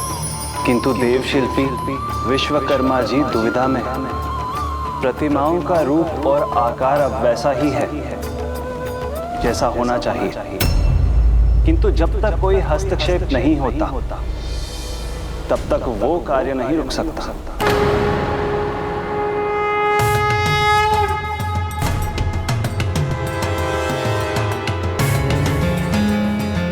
प्रभु, मेरी सहायता कीजिए।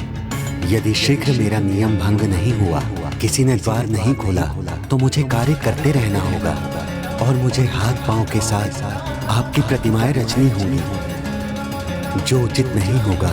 उचित कहा था ना मैंने स्वामी। अब ना कोई स्वर, ना ही कोई ध्वनि सुनाई दे रही है, जबकि उन्होंने कहा था कि वो निरंतर 21 दिन तक कार्य करते रहेंगे। कहीं उन्हें कुछ हो तो नहीं गया स्वामी? लगता है प्रभु ने मेरी पुकार सुन ली। मुझे उनकी चिंता हो रही है स्वामी। इससे पहले कि विलंब हो जाए, उन्हें कुछ हो जाए, हमें भीतर जाकर देखना चाहिए।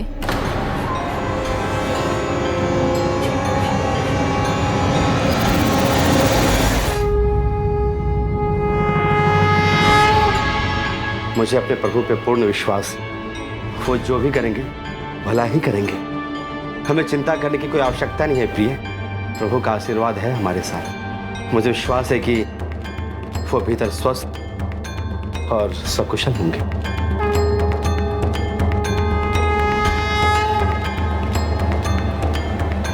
अर्थात मुझे अभी और कार्य करते रहना होगा। प्रभु, शीघ्र कुछ कीजिए।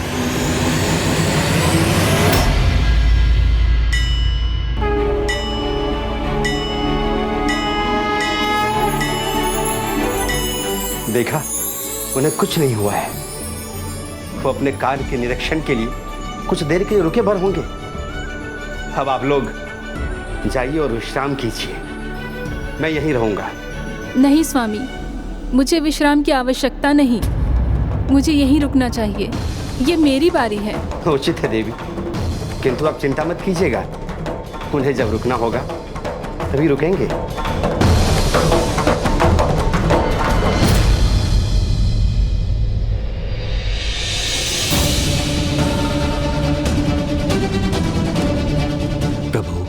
मुझे शीघ्र रुकने का उपाय सोचना होगा, अन्यथा आप जैसी प्रतिमाएं चाहते हैं वैसी नहीं होंगी।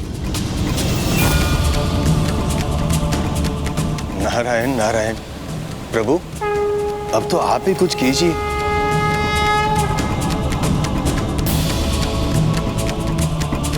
मैं बार बार कह रही हूँ, किंतु मेरी चिंता पर कोई ध्यान ही नहीं दे रहा।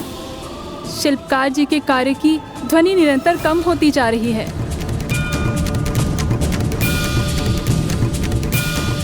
प्रभु, अब तो मेरे करने के लिए कुछ अधिक शेष नहीं है। प्रभु, मेरी सहायता कीजिए। कार्य रोकने का कोई उपाय कीजिए। नारायण नारायण, प्रभु अब तो आप कुछ करेंगे ना?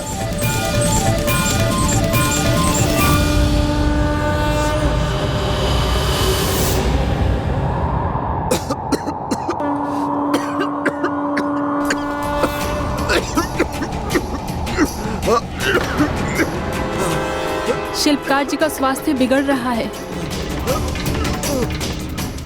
क्या करूं? मैं सभी को बुला लूं? किंतु आप चिंता मत कीजिएगा, उन्हें जब रुकना होगा तभी रुकेंगे।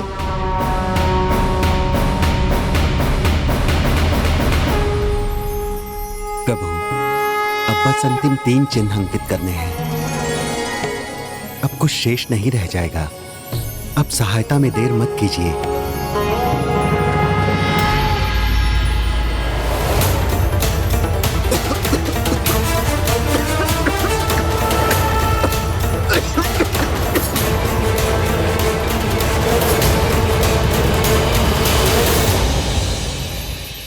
संपन्न हुआ प्रभु, मेरा कार्य संपन्न हुआ। अब आप नहीं रोकेंगे तो आपकी प्रतिमाओं का स्वरूप उस रूप से भिन्न होगा जो आपने देवर्षि नारद को दिखाया था। चिंता मत कीजिए देवर्षि, जो भी होगा नियति के अनुसार ही होगा। किंतु क्या होने जा रहा है? यदि विश्वकर्मा जी ने और कार्य किया तो सब कुछ बदल जाएगा माते। प्रतिमाएं वैसी नहीं रहेगी जैसी होनी चाहिए।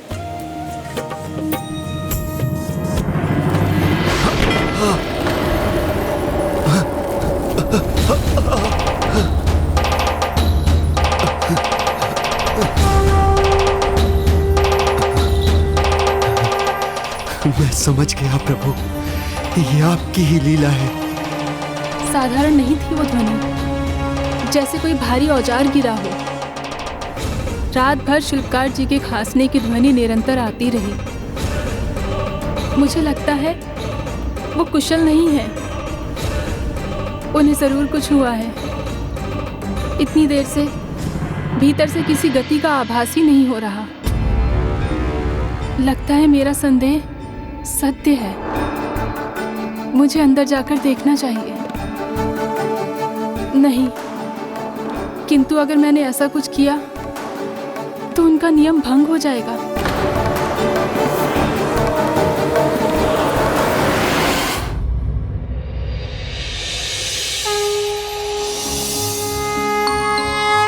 प्रभु, अब जब तक मुझे कोई रोकता नहीं, मुझे कार्य करते ही रहना होगा। प्रभु कृपया बताइए ना, ये क्या हो रहा है?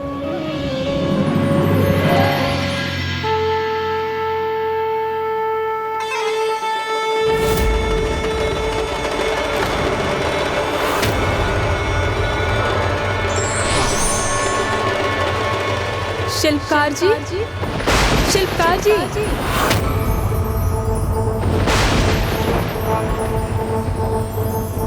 शिल्पकार जी, शिल्पकार जी, कहाँ चले गए शिल्पकार जी? जब तक मैं प्रभु की प्रतिमाओं का निर्माण करूंगा, मेरे कार्य में किसी भी प्रकार की बाधा डाली तो मैं उसी क्षण यहाँ से प्रस्थान कर जाऊंगा। हे प्रभु, ये मैंने क्या कर दिया?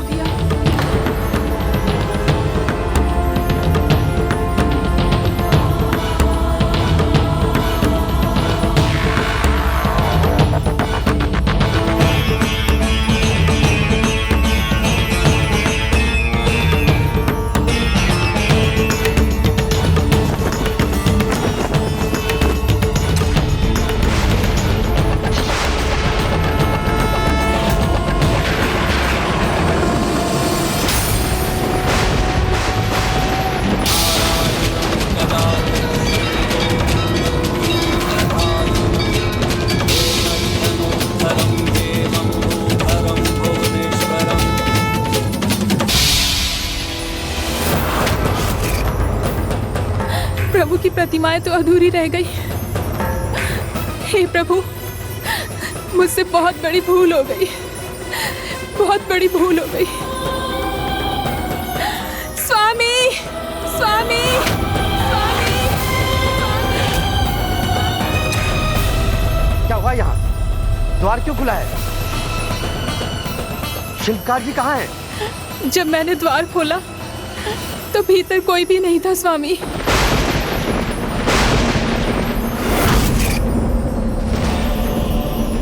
किंतु अभी तो 15 दिन ही हुए थे, आपने द्वार क्यों खोला? उनके खांसने की आवाज आ रही थी स्वामी अंदर से, और उनके हथौड़े के गिरने की भयंकर ध्वनि भी सुनाई दी। लेकिन फिर भीतर से कोई आवाज ही नहीं आई। मुझे लगा कहीं उन्हें कुछ हो तो नहीं गया। मैं स्वयं को रोक नहीं पाई स्वामी। मैंने जो कुछ भी किया वो अच्छे के लिए किया, किंतु मुझसे बहुत बड़ा अनर्थ हो गया। मुझे क्षमा कर दीजिए। मेरे कारण प्रभु की प्रतिमाएं अधूरी रह गई।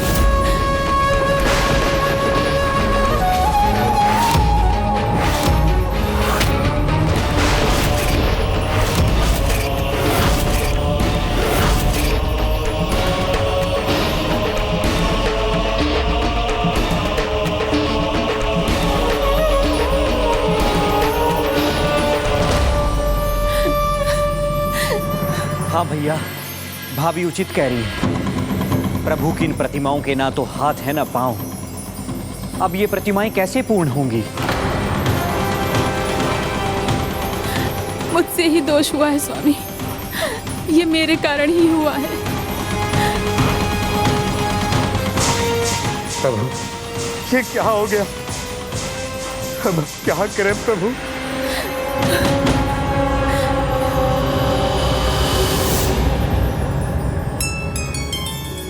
तुम्हें योग्य शिल्पकार मिलेगा जो मेरी प्रतिमा का निर्माण करेगा। मुझ पर विश्वास हो तभी ये कार्य मुझे सौंपने का निर्णय लीजिएगा महाराज। मैं प्रभु कार्य के लिए उनकी इच्छा से यहाँ आया हूँ। मेरे कार्य में किसी भी प्रकार की बाधा डाली तो मैं उसी क्षण यहाँ से प्रस्थान कर जाऊंगा, और फिर प्रभु की प्रतिमा जितनी भी रची हो वही उनका स्वरूप होगा जो यहाँ स्थापित होगा।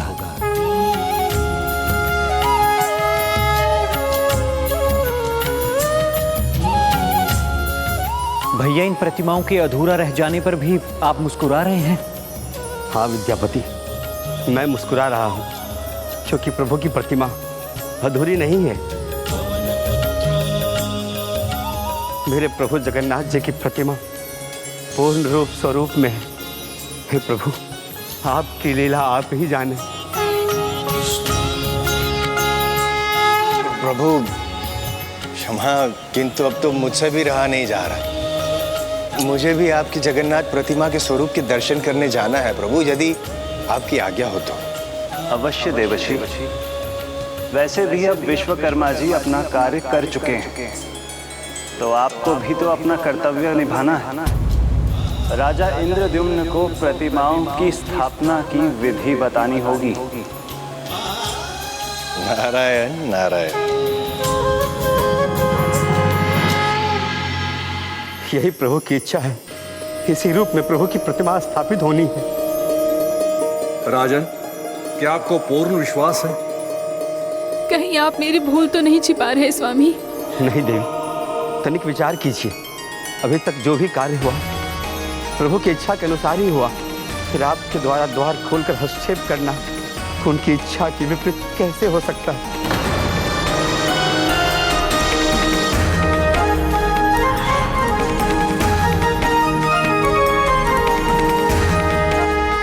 हाँ, ये तो सत्य है। जिस कुंड से प्रभु की प्रतिमाएं बननी थी वो भी तब हिला जब प्रभु की इच्छा हुई।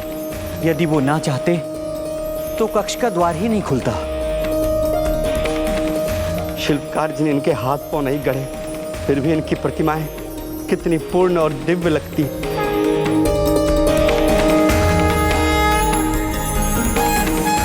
नारायण नारायण।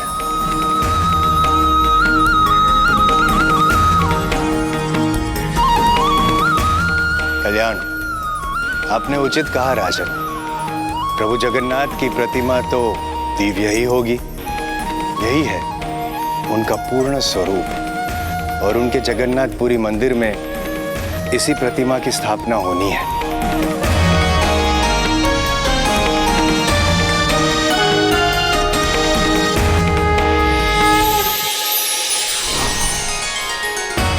माता रोहिणी के मुख से राधा जी की कथा सुनकर प्रभु बलभद्र जी, सुभद्रा जी इसी प्रकार भावनाओं के अतिरिक्त में बह गए थे।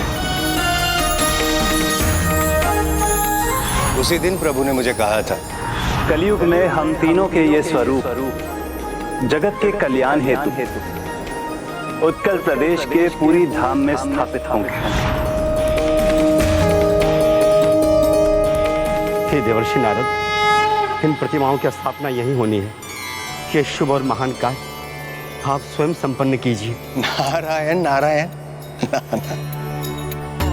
प्रभु के इस साधारण भक्त को प्रभु के दर्शन हुए, बस यही मात्र पर्याप्त है। इस महान और दिव्य कार्य के योग्य मैं नहीं। हे देवर्षि, फिर प्रभु जगन्नाथ जी की स्थापना यहाँ कौन करेगा?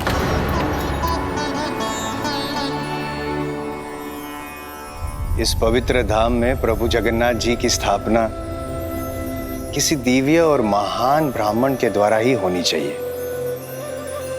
वो संपूर्ण सृष्टि में केवल एक ही है, और वो है सृष्टि के रचयिता परम पूज्य ब्रह्मा जी।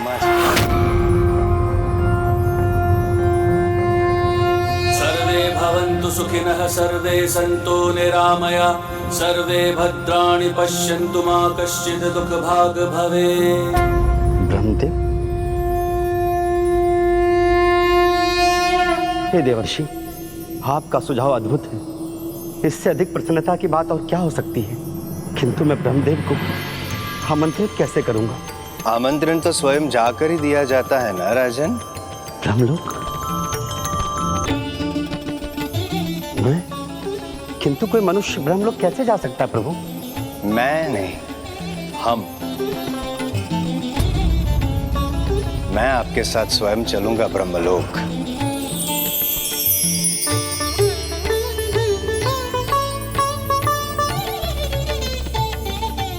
इसी कार्य के लिए तो प्रभु जगन्नाथ जी ने मुझे आपके पास भेजा है राजन।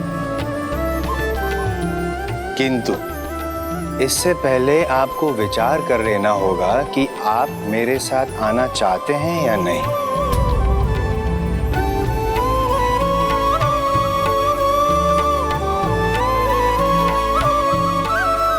इसमें भला विचार करने का क्या कारण हो सकता है देवर्षि? इससे अधिक हर्ष की बात मेरे लिए क्या हो सकती है? स्वयं ब्रह्मदेव आकर प्रभु की स्थापना का शुभ कार्य संपन्न कराएंगे। इस कार्य के बाद मेरा तो जीवन सफल हो जाएगा। तो मैं ब्रह्मदेव को आमंत्रित करने के लिए अवश्य जाना चाहूंगा। नारायण नारायण। कदाचित आप समझे नहीं राजन। मैं पुनः कहता हूं, आपको सोच समझकर उत्तर देना होगा, क्योंकि जब हम ब्रह्मलोक से लौटेंगे तब इस सृष्टि की सदियां बीत चुकी होगी। आपके सभी संबंधी अपना जीवन जी चुके होंगे।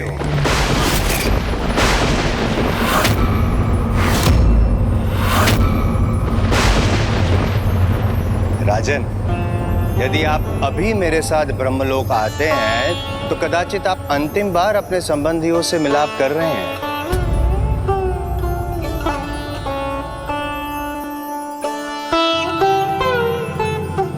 और उस समय आपके राज्य में राजा भी कोई और होगा और राज भी किसी और का होगा।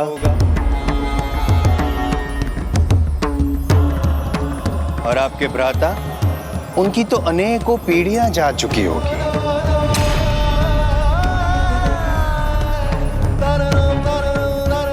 क्या आपको ये स्वीकार है?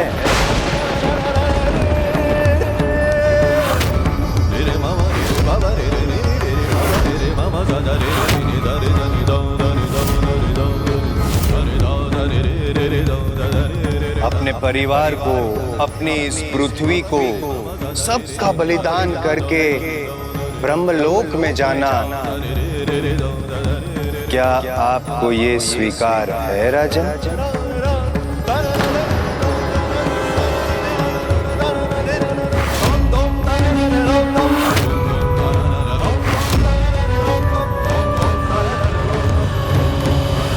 अर्थात ये फिर महाराज इंद्रद्युम्न की एक और परीक्षा थी। आपने जो कहा वो उचित था। पुरी में जगन्नाथ मंदिर का निर्माण, वहां प्रभु की स्थापना वास्तव में एक भागीरथी कार्य था। महाराज इंद्रद्युम्न और उनके परिवार को अनेकों परीक्षाएं देनी पड़ रही थी, और अब ये अंतिम परीक्षा अत्यंत कठिन थी, जहां अपने परिजनों के साथ अपने जीवन का भी त्याग करना था। तो फिर क्या चुनाव किया महाराज इंद्रद्युम्न ने? सब कुछ त्याग कर ब्रह्मलोक जाने के लिए तैयार हुए वो। तब तो महाराज इंद्रद्युम्न सोच विचार में डूब गए होंगे ना। अपने सभी परिजनों को छोड़कर ब्रह्मलोक जाने का निर्णय लेना सरल तो कदापि नहीं रहा होगा, ना उनके लिए और न ही उनके परिजनों के लिए। संसार को प्रभु जगन्नाथ जी के महान धाम से वंचित नहीं कर सकता। धर्म, मोह और माया का अंत कर जीवन के निर्मल अर्थ से अवगत कराता है। हे देवर्षि नारद, मैं ब्रह्मलोक अवश्य जाऊंगा। स्वामी,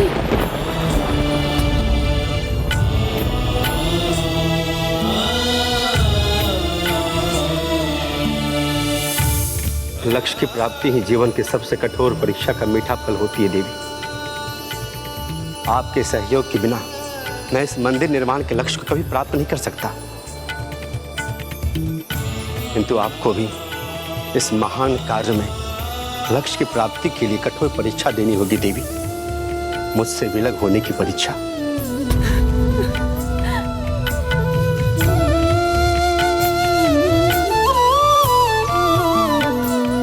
स्वामी, अर्धांगिनी हूँ आपके कार्य, धर्म और लक्ष्य की प्राप्ति में मैं भी उत्तरदायी हूँ। जब तक मेरी श्वास चलेगी मैं निरंतर तपस्या करूंगी कि आपके ब्रह्मलोक की यात्रा सफल हो।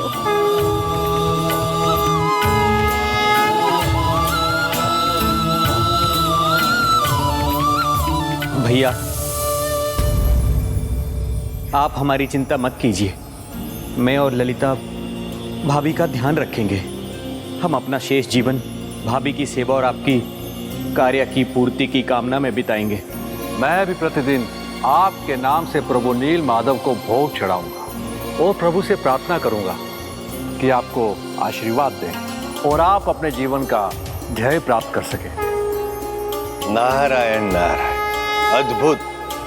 आप सभी प्रभु कार्य के लिए कितना महान त्याग करने जा रहे हैं। हे प्रभु, जब परिवार का समर्थन प्राप्त हो तो कोई भी लक्ष्य बड़ा नहीं रहता, और अब मेरे परिवार का साथ पाकर मेरा उत्साह और मेरा साहस और बढ़ गया है।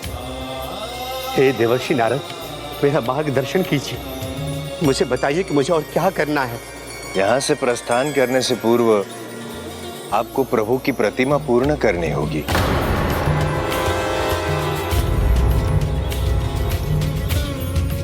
प्रतिमा पूर्ण करनी होगी स्वामी को, किंतु कैसे?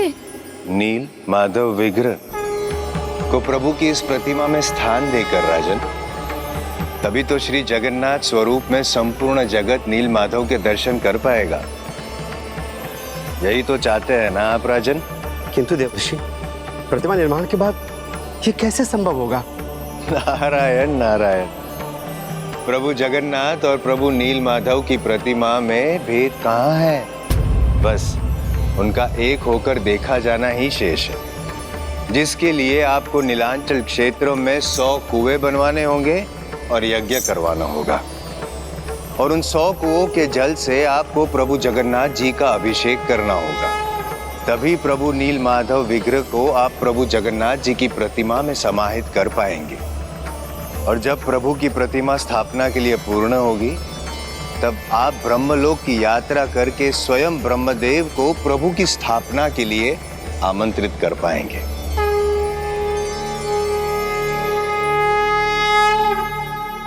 सौ कूप, 100 यज्ञ। वहां अन्य सभी ये सुनकर ऐसे ही स्तब्ध हो गए थे, किंतु महाराज इंद्रद्युम्न नहीं। उन्हें न तो कूप खुदवाने में कोई कठिनाई दिखाई दी और न ही 100 यज्ञ करवाने में। उनके लिए तो ये सब बस एक भागीरथी कार्य का एक भाग था, जो मंदिर निर्माण के रूप में स्वयं भगवान ने उन्हें सौंपा था। इसलिए देवर्षि नारद का निर्देश पाकर महाराज इंद्रद्युम्न ने इन दोनों ही कार्यों का आरंभ कर दिया।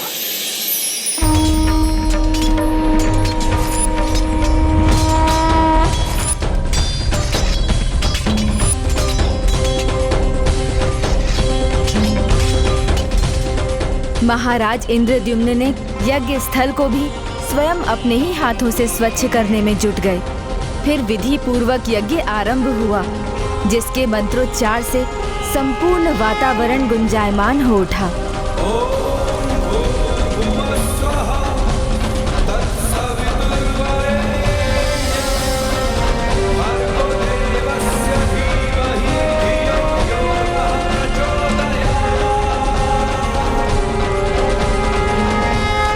और अंत में पूर्णाहुति के साथ यज्ञ संपन्न हुआ। इस प्रकार देवर्षि द्वारा दिए गए सभी निर्देशों का उन्होंने पालन किया। कुछ ही माह में एक दुर्गम कार्य को बड़ी सुगमता से संपन्न किया उन्होंने। नीलांचल क्षेत्र में वो 100 कूप भी बनवा चुके थे और 100 यज्ञ भी संपन्न कर चुके थे। और फिर महाराज ने स्वयं उन 100 कूपों पर जाकर प्रभु जगन्नाथ के अभिषेक हेतु वहां का जल एकत्र किया। साधारण वस्त्रों को धारण कर सरल भक्ति के भाव से वो और उनका संपूर्ण परिवार प्रत्येक कूप पर गया और वहां का जल एकत्र किया। इस प्रकार वो 100 कूपों का जल लेकर आए। इतना कठिन परिश्रम करने में उन्हें थकान का भी अनुभव होने लगा, किंतु महाराज इंद्रद्युम्न रुके नहीं, प्रभु का नाम लेकर आगे बढ़ते रहे। और जब वो स्वयं ये कार्य करने में असमर्थता का अनुभव करने लगे तो देवी गुंडीचा और विद्यापति ने उनका साथ दिया। महाराज को प्रभु के महान भक्त विश्ववसु और देवी ललिता का साथ भी प्राप्त था, जो निरंतर प्रभु सेवा में उनका हाथ बटाते थे। प्रभु श्री जगन्नाथ नीलमाधव की जय। प्रभु श्री जगन्नाथ की जय। प्रभु जगन्नाथ जी की जय। प्रभु जगन्नाथ जी की जय। प्रभु श्री जगन्नाथ की जय। प्रभु नीलमाधव की जय। प्रभु नीलमाधव की जय।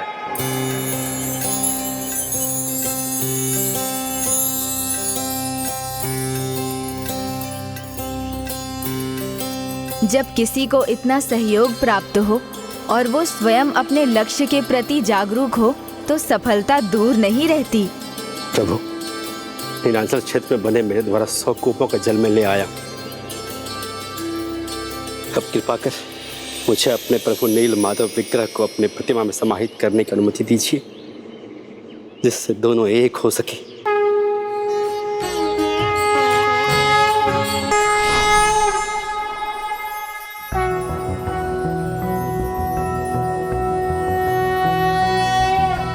शान्ताकारं भुजगशयनं पद्मनाभं सुरेशं विश्वाकारं गगनसदृशं मेघवर्णं शुभांगं लक्ष्मीकान्तं कमलनयनं योगिहृदध्यानगम्यं वन्दे विष्णुं भवभयहरं सर्वलोकैकनाथम्।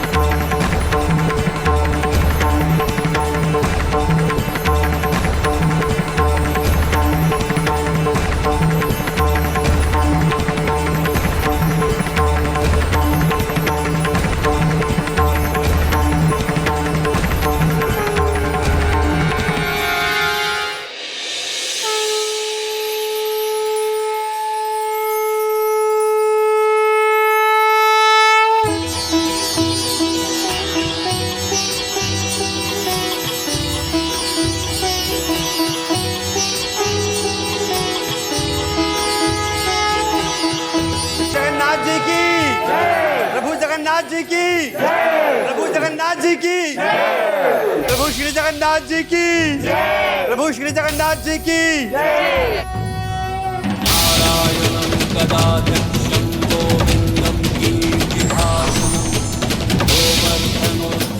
ओम श्री नारायण हरि।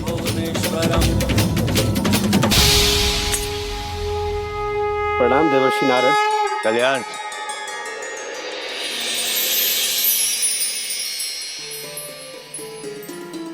इस पवित्र धाम में प्रभु जगन्नाथ जी की स्थापना किसी दिव्य और महान ब्राह्मण के द्वारा ही होनी चाहिए, और वो है ब्रह्मा जी। यदि आप अभी मेरे साथ ब्रह्मलोक आते हैं तो कदाचित आप अंतिम बार अपने संबंधियों से मिलाप कर रहे हैं। स्वामी अब अपने कर्तव्य पथ पर आगे जाएंगे, अर्थात उनसे विदा लेने का कठिन समय आ गया। राजन, प्रभु प्रतिमा पूर्ण हुई।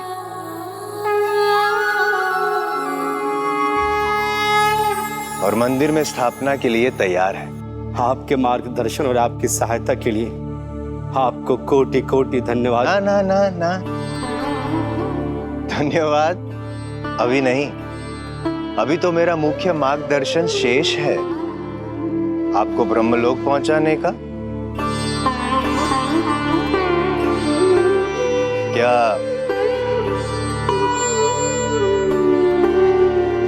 राजन आप उसके लिए तैयार हैं?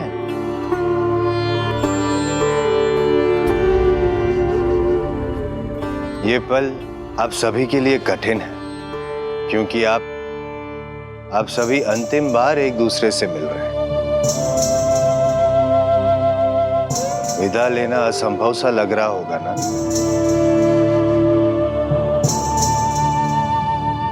जो एक दूसरे के हृदय में बसते हैं वो कभी विदा नहीं कहते देवर्षि। हाँ देवर्षि, हम एक दूसरे के पास न होकर भी सदा साथ रहेंगे, एक दूसरे के हृदय में सदा वास करेंगे। सर्वथा उचित कहा आपने। विद्यापति, देवी ललिता, आप सभी को भुलाना असंभव है। प्रभु जगन्नाथ जी के मंदिर के निर्माण में आपने जो श्रम किया है और विश्व वसु जी की अटल भक्ति, उसके कारण प्रभु जगन्नाथ जी के हृदय में आपके लिए एक विशेष स्थान है।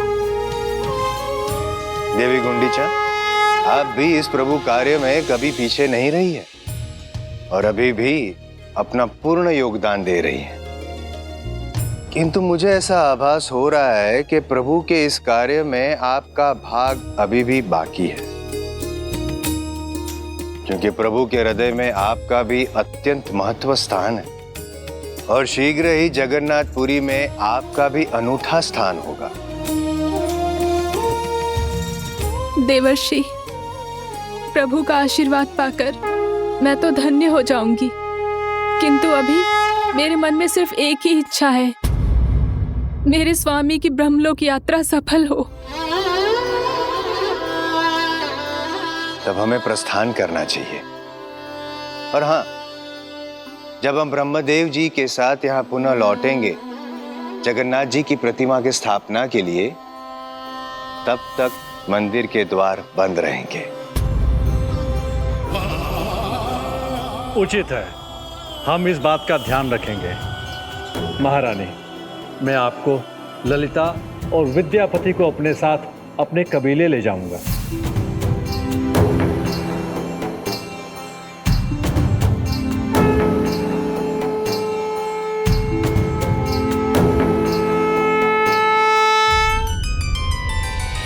प्रणाम प्रभु, मुझे आशीष दीजिए, मैं यात्रा सफल कर सकूं।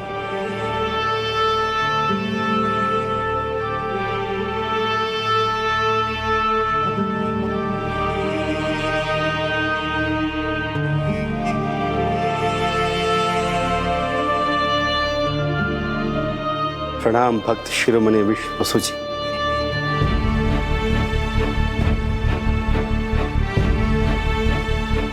जीवन भर मेरा साथ देकर तुमने मेरा भाई होने का धर्म भली भांति निभाया। भैया, मैंने तो वही किया जो एक भाई होने के नाते आपके प्रति और एक भक्त होने के नाते प्रभु के प्रति मेरा कर्तव्य था।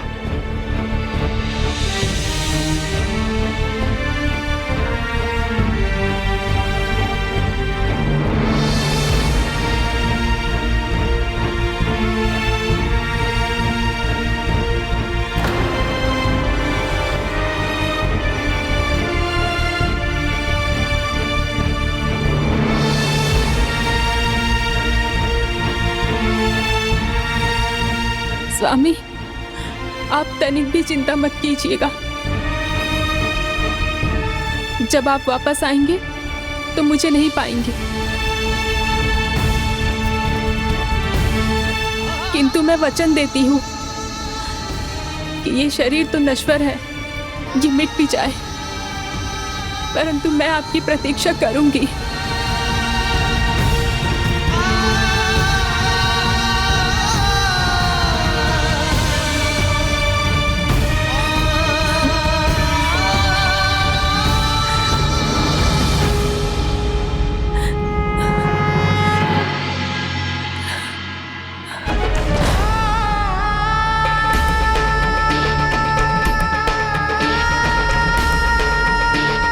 चलिए देवर्षि।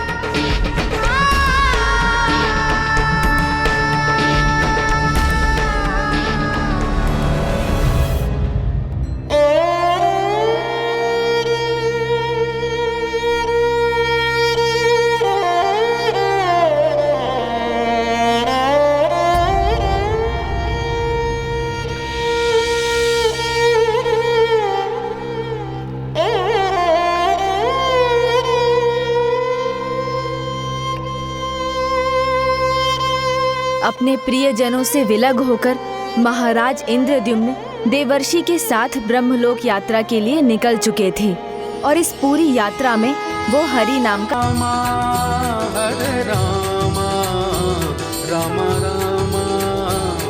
दूसरी ओर थी महारानी गुंडीचा, जिनके बारे में देवर्षि नारद ने ही कहा था कि इस कार्य में उनका भाग अभी समाप्त नहीं हुआ था। वो भी कुछ ऐसा असाधारण करने वाली थी जिससे वो भी अपने पति की यात्रा में सहायक बने।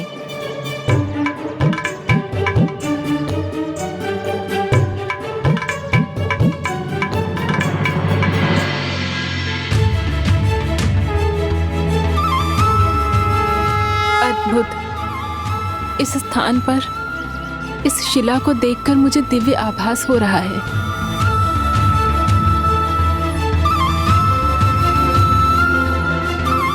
भाभी, ये वही स्थान है जहाँ पर मैंने यात्रा के मध्य में प्रभु से मार्गदर्शन करने की प्रार्थना की थी और तब मुझे प्रभु ने दिशा दिखाई थी।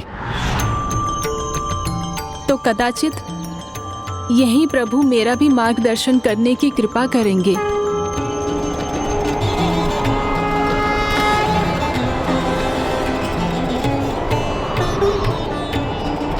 जब तक मेरी श्वास चलेगी मैं निरंतर तपस्या करूंगी कि आपकी ब्रह्मलोक की यात्रा सफल हो।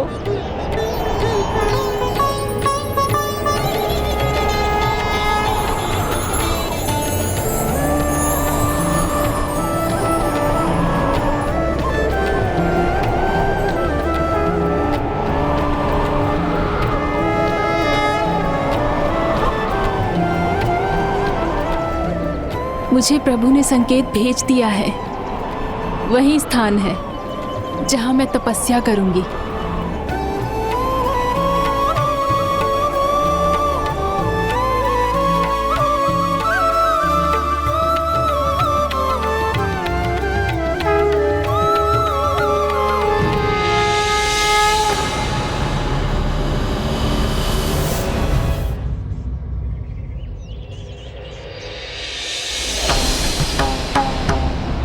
भाभी, आप यहाँ क्यों आ गए? हे देवर्षि, अब इस पर्वत को पार कर आगे कैसे जाना है? अर्धांगिनी के सुकर्मों की शक्ति अर्धांग को भी प्राप्त होती है राजन। पति धर्म के मार्ग पे चले हैं, ये तो होना ही था। मैं यही ध्यान समाधि में लीन रहूंगी। भाभी, ये आप क्या कह रही हैं? आप यहाँ रहेंगी? नहीं भाभी माँ, आप हमारे साथ कबीले चलिए। यदि प्रभु ने इन्हें यहीं रहकर ध्यान करने की प्रेरणा दी है तो हमें इनका समर्थन करना चाहिए। मैंने स्वामी को वचन दिया था कि जब तक मेरी श्वास चलेगी मैं स्वामी की सफलता के लिए तपस्या करूंगी।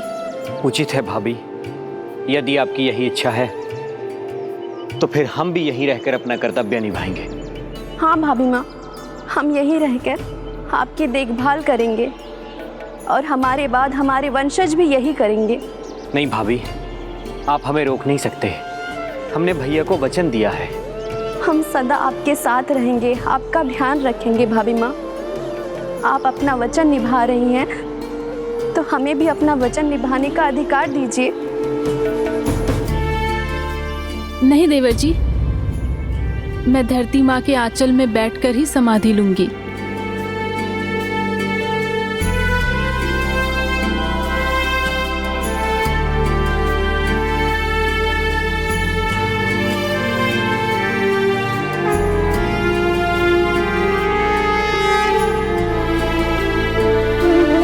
हे प्रभु, कृपा कीजिए, स्वामी को ब्रह्मलोक पहुंचकर ब्रह्मदेव को आमंत्रित करने में सफलता प्रदान कीजिए।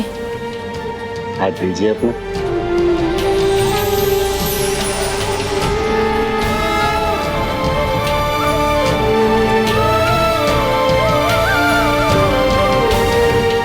सत्य कहा था आपने देवर्षि, अर्धांगिनी होने के नाते पति के धर्म कर्म में आधा पुण्य पत्नी को भी प्राप्त होता है। उसी प्रकार पत्नी जब पूजा पाठ करती है, तब करती है, तो उसका पति कहीं भी क्यों ना हो, पत्नी का पुण्य भी उसे प्राप्त होता है।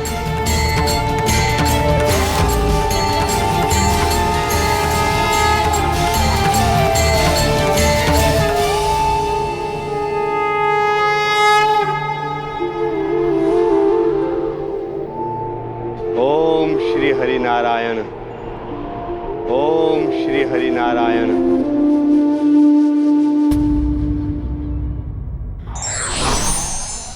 महान उद्देश्य को प्राप्त करने के लिए महान त्याग भी करना पड़ता है। विघ्नहर्ता श्री गणेश के अद्भुत शक्तियों से भरे वीडियोस देखने के लिए चैनल को सब्सक्राइब करना न भूलें और साथ ही बेल आइकॉन भी दबाएं।